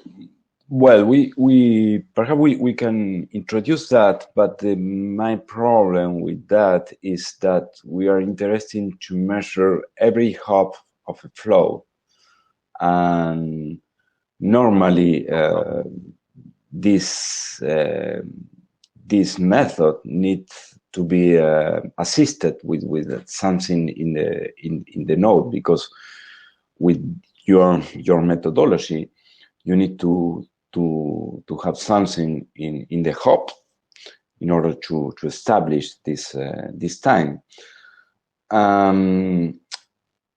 This proposal is related with round trip time, and using your methodology perhaps is more oriented to one-way measurements. Yes, but perhaps we have to think about how to introduce some kind of one-way measurements. Thank you. Well, if you yes. Yeah. Mic on. This seems like a really good bilateral conversation to have. Okay. So the two of you should talk to each other and report back on it in Singapore. So I don't actually see how it works, but I'd actually like the two of you to talk about it and then propose something. Okay. And the question is, so you pointed out to the challenge of ensuring of co-routeness of the rounding trip path. Sorry, so, you pointed out to the challenge of ensuring that your round trip path is co-routed. What's the last word? Co-routed. So basically that you're crossing the same links. Co-routed. Yes, you're crossing the same interfaces, links, and nodes. Okay. The similar problem been identified, for example, in a lag, because there are different hashing mechanisms. So what they came up is that realized and protocol that pins flows to the particular constituent link. So do you see that there is a need to do that to ensure co-routedness, or you think that because there are different policies of doing hashing in ECMP, and you may need to play different game to do that in your measurement? Well, ACMP it's for the normally for the retuning path, okay, you can use ACMP for the forwarding one, but normally the problem arises in the returning path. And yes, I know there are different hashes methodologies, but normally the Paris trade route normally works for the returning path too. Because they try to maintain several fields constant, and sure, sometimes it's not possible to maintain the returning path constant, and you can get some problem. Yes, sure, it's not perfect, but the idea is to use the best way to do that. And okay, it depends on routers, not on us. And that leads to my next question. Might be it's better to look at round trip delay as two one-way delays. Do measurements as one-way measurements? Well, it depends, because as already said, to do one-way measurements, you need to get some support in the intermediate hops, which is normally it doesn't exist. I perform a lot of trace routes around the internet, and even if you need to use a IP timestamp option, normally is not supported for intermediate routes. It's really hard to get information what you are not controlling the intermediate routes. The idea of this draft is that you can use this methodology at large in internet, not inside a single domain where you are controlling that. And also for one-way measurements, you need to synchronize clock, which is really hard to do if you don't have some special hardware assisting you. And I think it's very interesting to get one-way measurements, but you need a lot of support for the intermediate hops. Thank you. All right, thank you very much. Greg, don't go away. So that concludes sort of the rechartering and work covered under the rechartering. The intention for the previous one is to ask for adoption at some point after the charter is in. I guess we can do that either on the list before Singapore or in Singapore, I presume. Is that, or do you want to do something entirely different with it? Okay. Okay, so we'll do that between now and Singapore. If it's ready, if you guys want to rev one or two more before then, just let's take that to the list. All right. Now we're going to talk about TWAMP, TWAMP Lite, TWAMP Test, and how we're going to fix the ambiguity about these that we've had. This is actually kind of an externally clocked thing. So that's why I brought this work, even though there hadn't been a whole lot of discussion about this on the list. This actually came in from BBF requesting a way to get a port assigned for TWAMP test traffic where the control, I understand in the BBF application, the control is actually happening over TR69 or something comparable, right? So it's like there's a BBF control plane and then TWAMP test on the data plane. So you need a port for this so you can actually do control with it. And this seemed like a good opportunity to have the what is TWAMP, what is TWAMP test, what is TWAMP control, are these separate protocols, is TWAMP Lite a thing or not, conversation, and figure out how the best way is to get a UDP port assigned to this. So Greg, I think you have two presentations on this, and then Al has one, and then we're going to have a bit of discussion. I would probably be better if we have two presentations on a port. Yeah. Okay. Together. Okay. And then, I would say so you, then Al, then you. Yes. All right. Okay. Let's do it that way. Okay, great. Thank you. Okay, so this is just a very quick update. What this draft is about. As Brian pointed out, there is interest on have allocated port that can be used as a reflector port in TWAM test, or at least in a version of TWAM test that is not controlled by, not instantiated by TWAM control protocol. We had a discussion in Chicago, and there was a great discovery made in Chicago that when TWAM, OWAMP and TWAM protocols went through IANA processing, both received not only TCP ports for their control protocols, but were allocated the same number from the UDP port range, and they were accordingly assigned to OWAMP control and TWAM control. So we changed request for allocation to port reallocation to take these ports that have been allocated for control protocols and allocate them to test protocols, respectively OWAMP test protocol and TWAM test protocol. So in our draft, we only talk about TWAM control.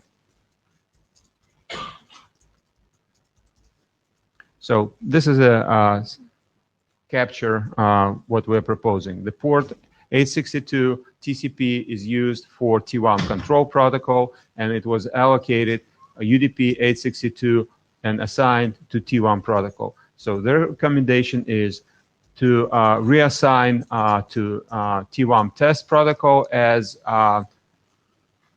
TWAM receiver reflector port, and use it as default port in TWAM test. So effectively, this is all what this proposal does. All right, Al, might you have a similar proposal? Yeah, it's actually my proposal.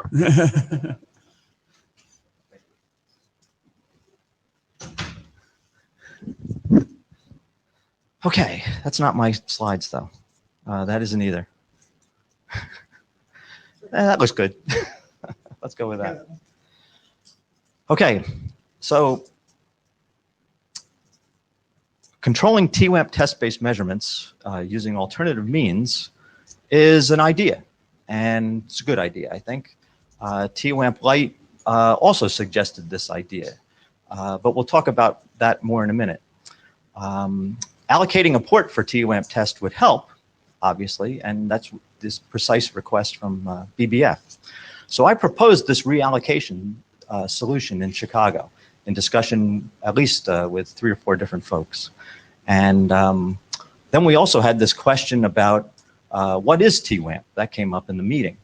So I decided, well, let's write a draft, or I'll write a draft, that solves all the questions that emerged in Chicago and answers the questions, I think, in the best way. So we don't have an ability to negotiate the use of TWAMP Lite without the control protocol. And that was a key consideration in why TWAMP Lite got moved to an appendix. It was actually Lars Eggert's AD comments that caused that to happen. And further, we actually had to reinforce that because TWAMP Lite, which only mentions the test protocol and has proprietary means for other communication, it basically has no way to communicate the required keys in order to operate in a secure mode. And so it had to be sort of relegated to this appendix. And as we know, it's mandatory for all the protocols in IETF to have sort of mandatory to implement security features. So that's kind of the background, and I've got more detail in the draft, and especially links to the messages that, that discusses and AD comments and so forth that resulted in this lineage. But that's why it's a very explicit requirement for both the control protocol and the test protocol in OAMP and TWAMP to be together. So let's talk about that. But first of all, we're going to recall RFC 7799. We had to go back beginning in Hawaii and define what active and passive and the new form of measurements, which we're very glad we defined now, the hybrid, type 1, type 2, and spatial. It was very good and very important to have an RFC that defined things clearly for our work. And why do we need to do that? Because we're a standards group. We have to have definitions of terms that we can refer to unambiguously. And when we don't have those, we can use the dictionary. The dictionary is usually pretty good too. We can't define every word in the English dictionary here, so let's not waste our time with that. So in order to have unambiguous terms in OAMP and TWAMP, we have to consider the text that's there. So OAMP actually, that's an important word here, it actually consists of two interrelated protocols, OAMP control and OAMP test. And when you look at the dictionary definition of consists, it's very explicit. It's made up of, composed of, and there's no ambiguity here. It's two protocols. So the OAMP control and OAMP test are defined in sections 3 and 4. And we've got a very similar sentence in TWAMP. It consists of two interrelated protocols again. And it refers back to the OAMP definition. And remember, neither of these documents, standards track OAMP and standards track TWAMP, they would not have gone through the IESG successfully if they didn't have both the control and the test protocol as mandatory parts. So what is TWAMP Lite? It's basically an idea. It's not this light bulb necessarily, but that's what it could be. The point is that TWAMP Lite is really just an idea. It's an informative appendix. It gave the possibility for other forms of control, but it's just some information. There's not enough information there, not enough detail for anyone to claim compatibility with TWAMP Lite. There's too many details left wide open. And so a rigorously specified set of protocols that reuse TWAMP test truly need a new name. BBF has their own spec number, so there's no ambiguity there. I think that will work fine. But if we work on things here, we need a different name other than TWAMP Lite as well. So in my proposal, we do what I said in Chicago, and we do it for both OAMP and TWAMP. We basically take, this is the UDP assignment, and it used to be control, now it's test. And I've been thinking about this for a long time, in fact. When I wrote the IANA section for TWAMP, I really just followed what they had done in OAMP. And it wasn't the right thing to do because the control protocol is TCP only, and the test protocol is UDP only. So if we were going to assign a port, it should have been for TWAMP test and OAMP test. So I'm fixing my own mistake. How about letting me do that? So here's the proposal. We clarify the names of our protocols for the industry. Standards track OAMP is a 2-protocol suite. Standards track TWAMP is a 2-protocol suite. We reallocate the well-known ports. That's the simplest solution here. Shouldn't get any worry about that. And also, let's take a why worry approach to what we do with what we let the implementations do with these ports. It would be pretty easy to try to specify something, but all the standards track TWAMP implementations are out there doing what they wanted to do without this help. It's the new protocols that take the benefit. So let's let those guys specify the specifications to keep themselves from shooting themselves in the foot by having this one well-known port and maybe multiple tests trying to contact that well-known port. That's a potential problem. So that's it. That's my proposal.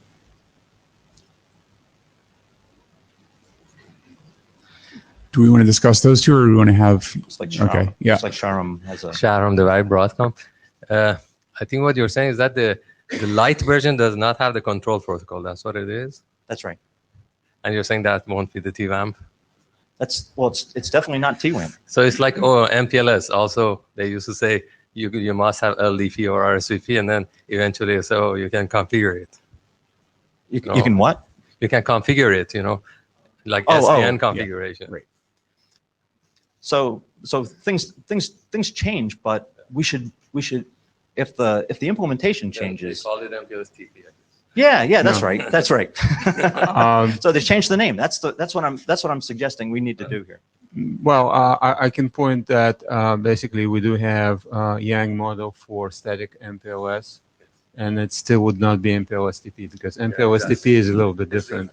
Yes, so it's you basically have SDN environment and you don't have a dynamic distributed protocol, so it's a little bit different paradigm. So if we can agree that TWAMP uses distributed control plane protocol and uses TWAMP test protocol, and then we can discuss whether we work on something which is using SDN control environment, and then we talk about test plane separately.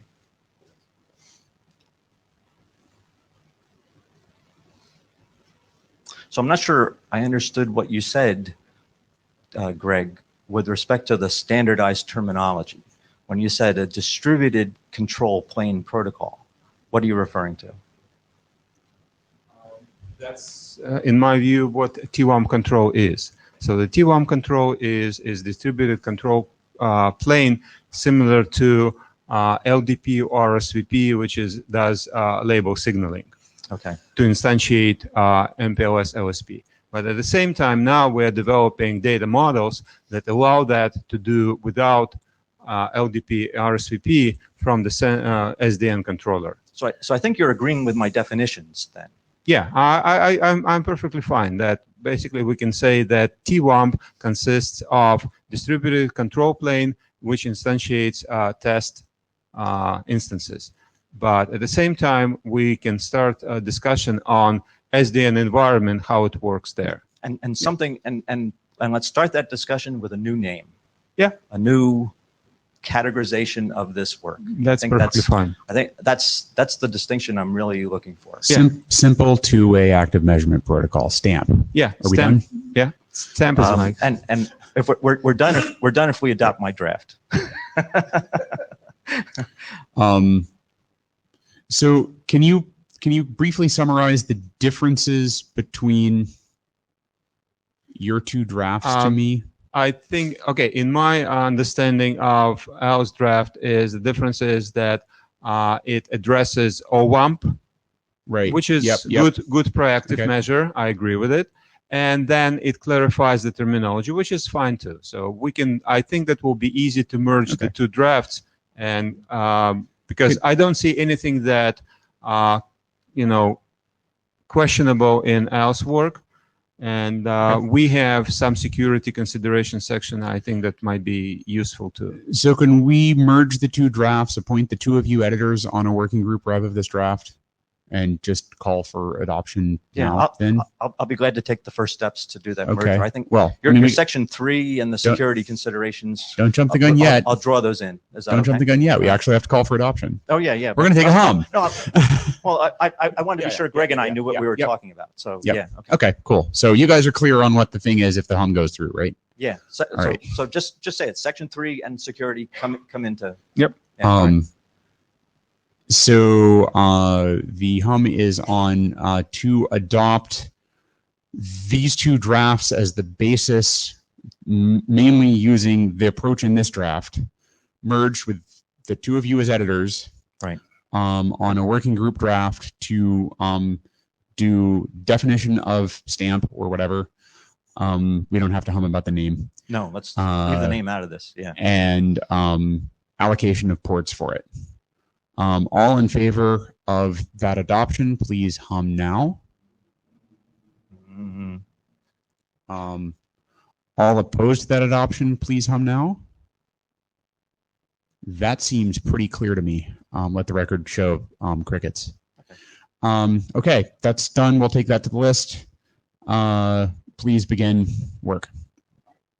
And now Greg is going to present the stamp Yang data model. Yeah. Now, when we have a nice, catchy name, I don't have to write this. I can call it stamp Yang data model. Great. Okay, so let's keep in mind we're talking about stamp. Again, so this is what we talk about and what I think that we kind of converging and agreeing. We have configuration client as the environment that talks to session sender and session reflector of the same T1 of the same stamp test session. To correct that. Okay, so what were the changes? We have two co-authors joined us, and we modified some of extended some of their metrics calculation, packet loss statistic, percentile. Percentiles, there are 3 percentiles that can be programmed. By default, they're 95, 99, and 99.9. They defined as a floaties with the 2 decimals. So basically, it could be not 99.9, but it could be 99.98, for example. But the same percentile applicable to all measurements, to one-way, near and far delay and round trip, and to one-way, near and far and round trip delay variation. We had some discussion whether it's flexible enough, and that we appreciate the consideration and the feedback, whether the same percentiles to be reported for all these metrics, or there is some use case where you want to have a different percentiles reported for different performance metrics. And DSCP handling mode. So this is these are some examples of the changes being applied. I just don't want to read them out loud. You can look at the materials that are being uploaded, or just run diff between version 7 and 9. You can skip version 8. So periodic testing mode for session sender, as we, I think, discussed back in Chicago, we differentiate 2 test modes, continuous and periodic. In continuous, the test packets being generated continuously, and then operator can define the period of calculating metrics. In periodic testing mode, each test session has certain time it runs, and then it seeds, and after certain timeout period, all their packets, all information being collected, and the metrics calculated. But in periodic mode, this can go indefinitely. So basically, you can repeat the same test in its duration indefinitely. In our view and our understanding, that it might produce a little bit different metrics, because, for example, in continuous mode, we stop at a certain time, and we don't wait for the packets that might be severely delayed, or it's like out of order delivery. In periodic testing modes, these packets more likely to be accounted for, because you have a timeout period for your test session associated. So that's the difference. So the packet loss statistics, we added loss ratio and burst and maximum and burst minimum metrics. Percentile, I already mentioned that we have 3 levels that can be configured, and that these 3 levels will be reported if they're configured. If they're non-zero, they will be reported for one-way, near, far, and delay and delay variation. So DSCP handling mode being defined, because there are some implementations that just merely take DCP value of received test packet and put it in the reflected packet, or there are some implementations that allow you to configure explicit value for the reflector to use for the test session. So next steps now, we'll work on updating the document with a new terminology and refer to the stamp as a stamp data model. And we are looking to start work on supporting RFC 7750, which is DHCP monitoring. That's a functionality that reflector copies received DHCP value and reports it back in a payload. In our discussion, that's been kind of very interesting, especially for mobile backhaul, because there's in the multi-service environment, it's many cases when DHCP mapping was confused, and that's caused severe problems and packets dropped on a wrong service because it's being mapped to the lower DHCP. And after we do that, or somewhere in between, after we at least change to new terminology, stamp, we would like a working group to consider adoption. Any comments on this draft? Hi, Sharon Devari, Broadcom. Yeah, I mean, I'm not related to your draft in general. We have a problem in measuring the average. You know, so I wanted to see if has anybody worked or has anybody proposed doing a running average or a weighted average instead of normal average. Because to do the average, you have to, you know, have all the numbers and then add them up and then divide by the number of packets you have received to get the average, which is difficult to do, or you need a lot of memory for that. So actually, Yeah, on a matter of average, I can say, for example, for alternate marking method, it's good measuring average. Actually, because it does very easily. So has anybody proposed any metrics like a what I call it running average? It's like weighted average. It's like WRED in you know, queuing when you do the queue. It seems like a comment on the registry draft. Here comes Al. There's a kind of a running average in the RTP jitter evaluation. That's I mean, have you looked at that, Sharon? I haven't. No.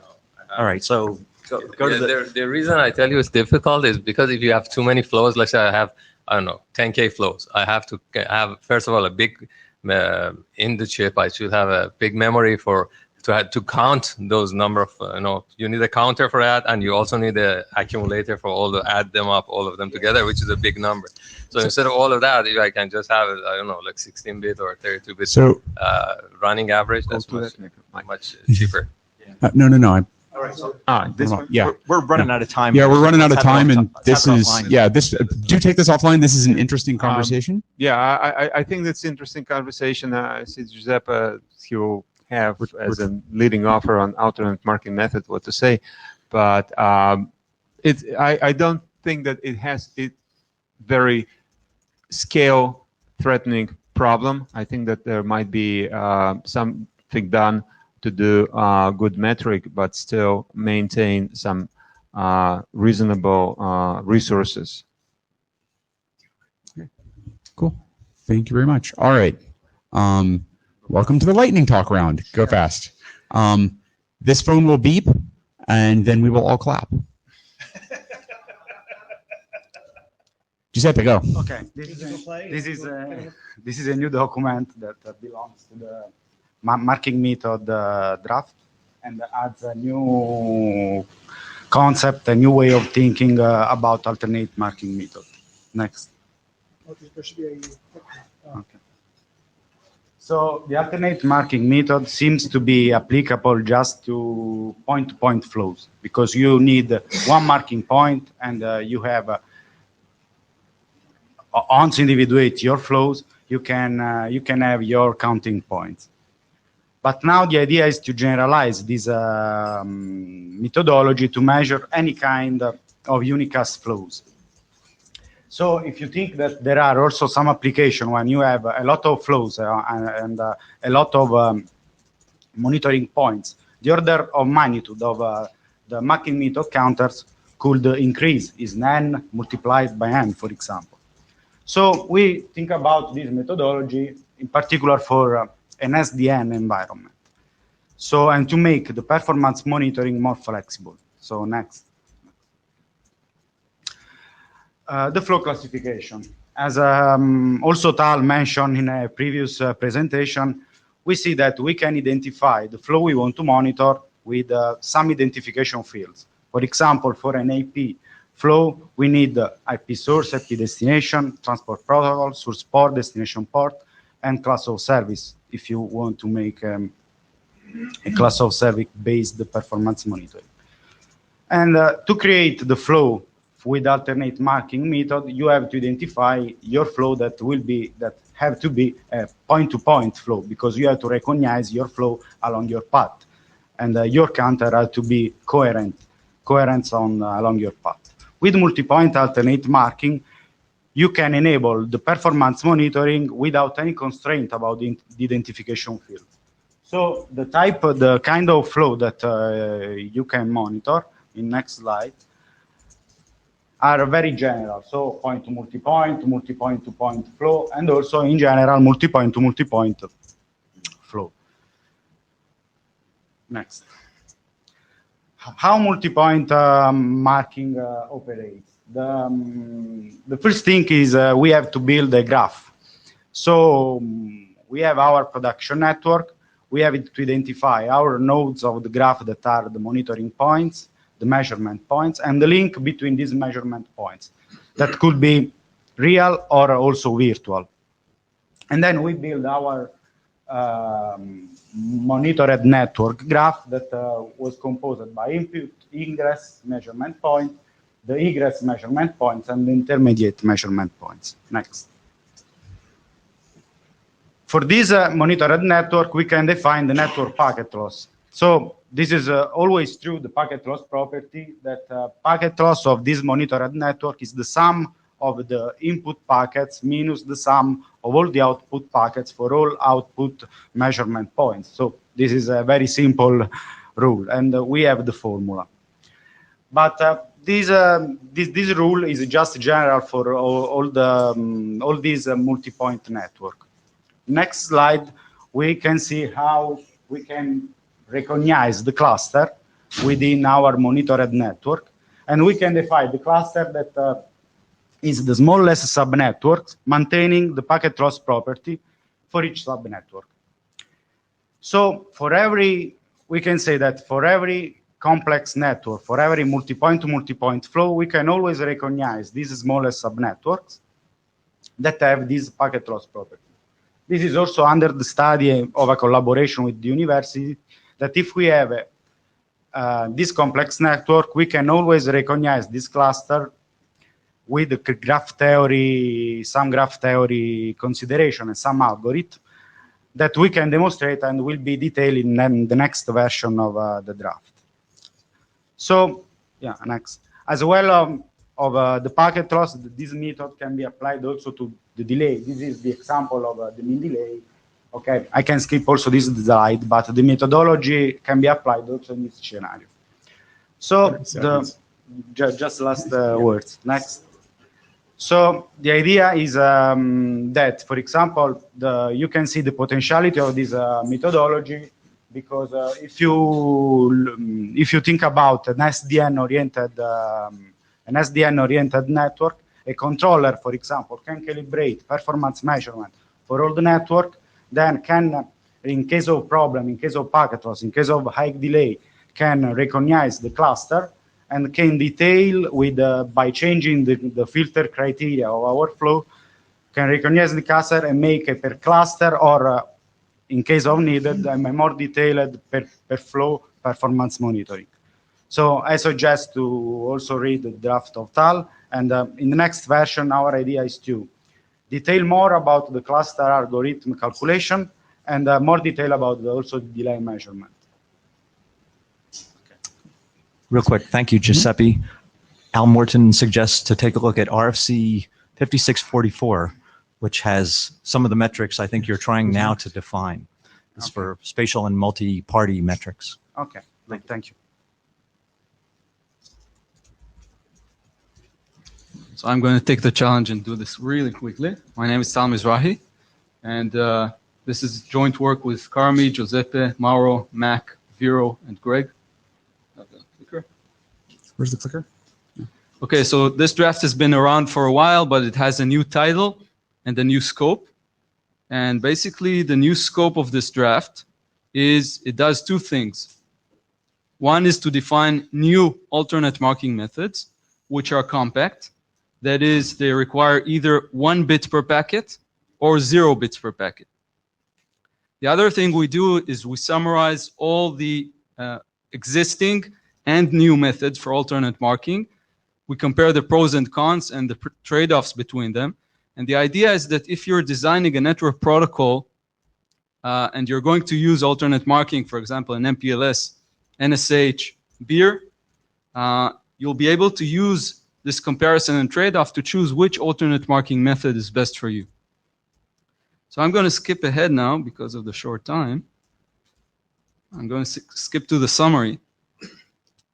So this draft basically summarizes all the alternate marking methods, including the two new marking methods which are described here that use only a single bit, and some of the methods that use 0 bits per packet.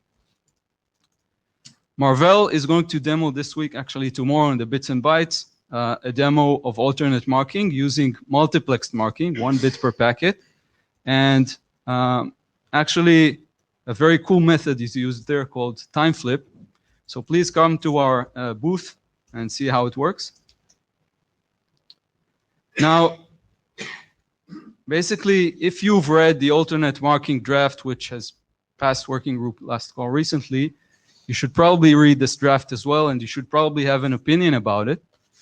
Even if you haven't read, actually, if you haven't read the alternate marking draft, you should definitely read this draft. And we do expect to get comments and feedback about this. Even comments like, this is not useful or this is not interesting, can also help us. So any feedback would be welcome here. Thank you. Right. Thank you very much. That concludes the IPPM meeting at IETF 99. We will see you in Singapore. Apologies to those on the Lightning Talk queue that we did not get to bring the queue. So thanks very much, and we'll see you on the list. Can you take care of all that? I need to run to a program meeting.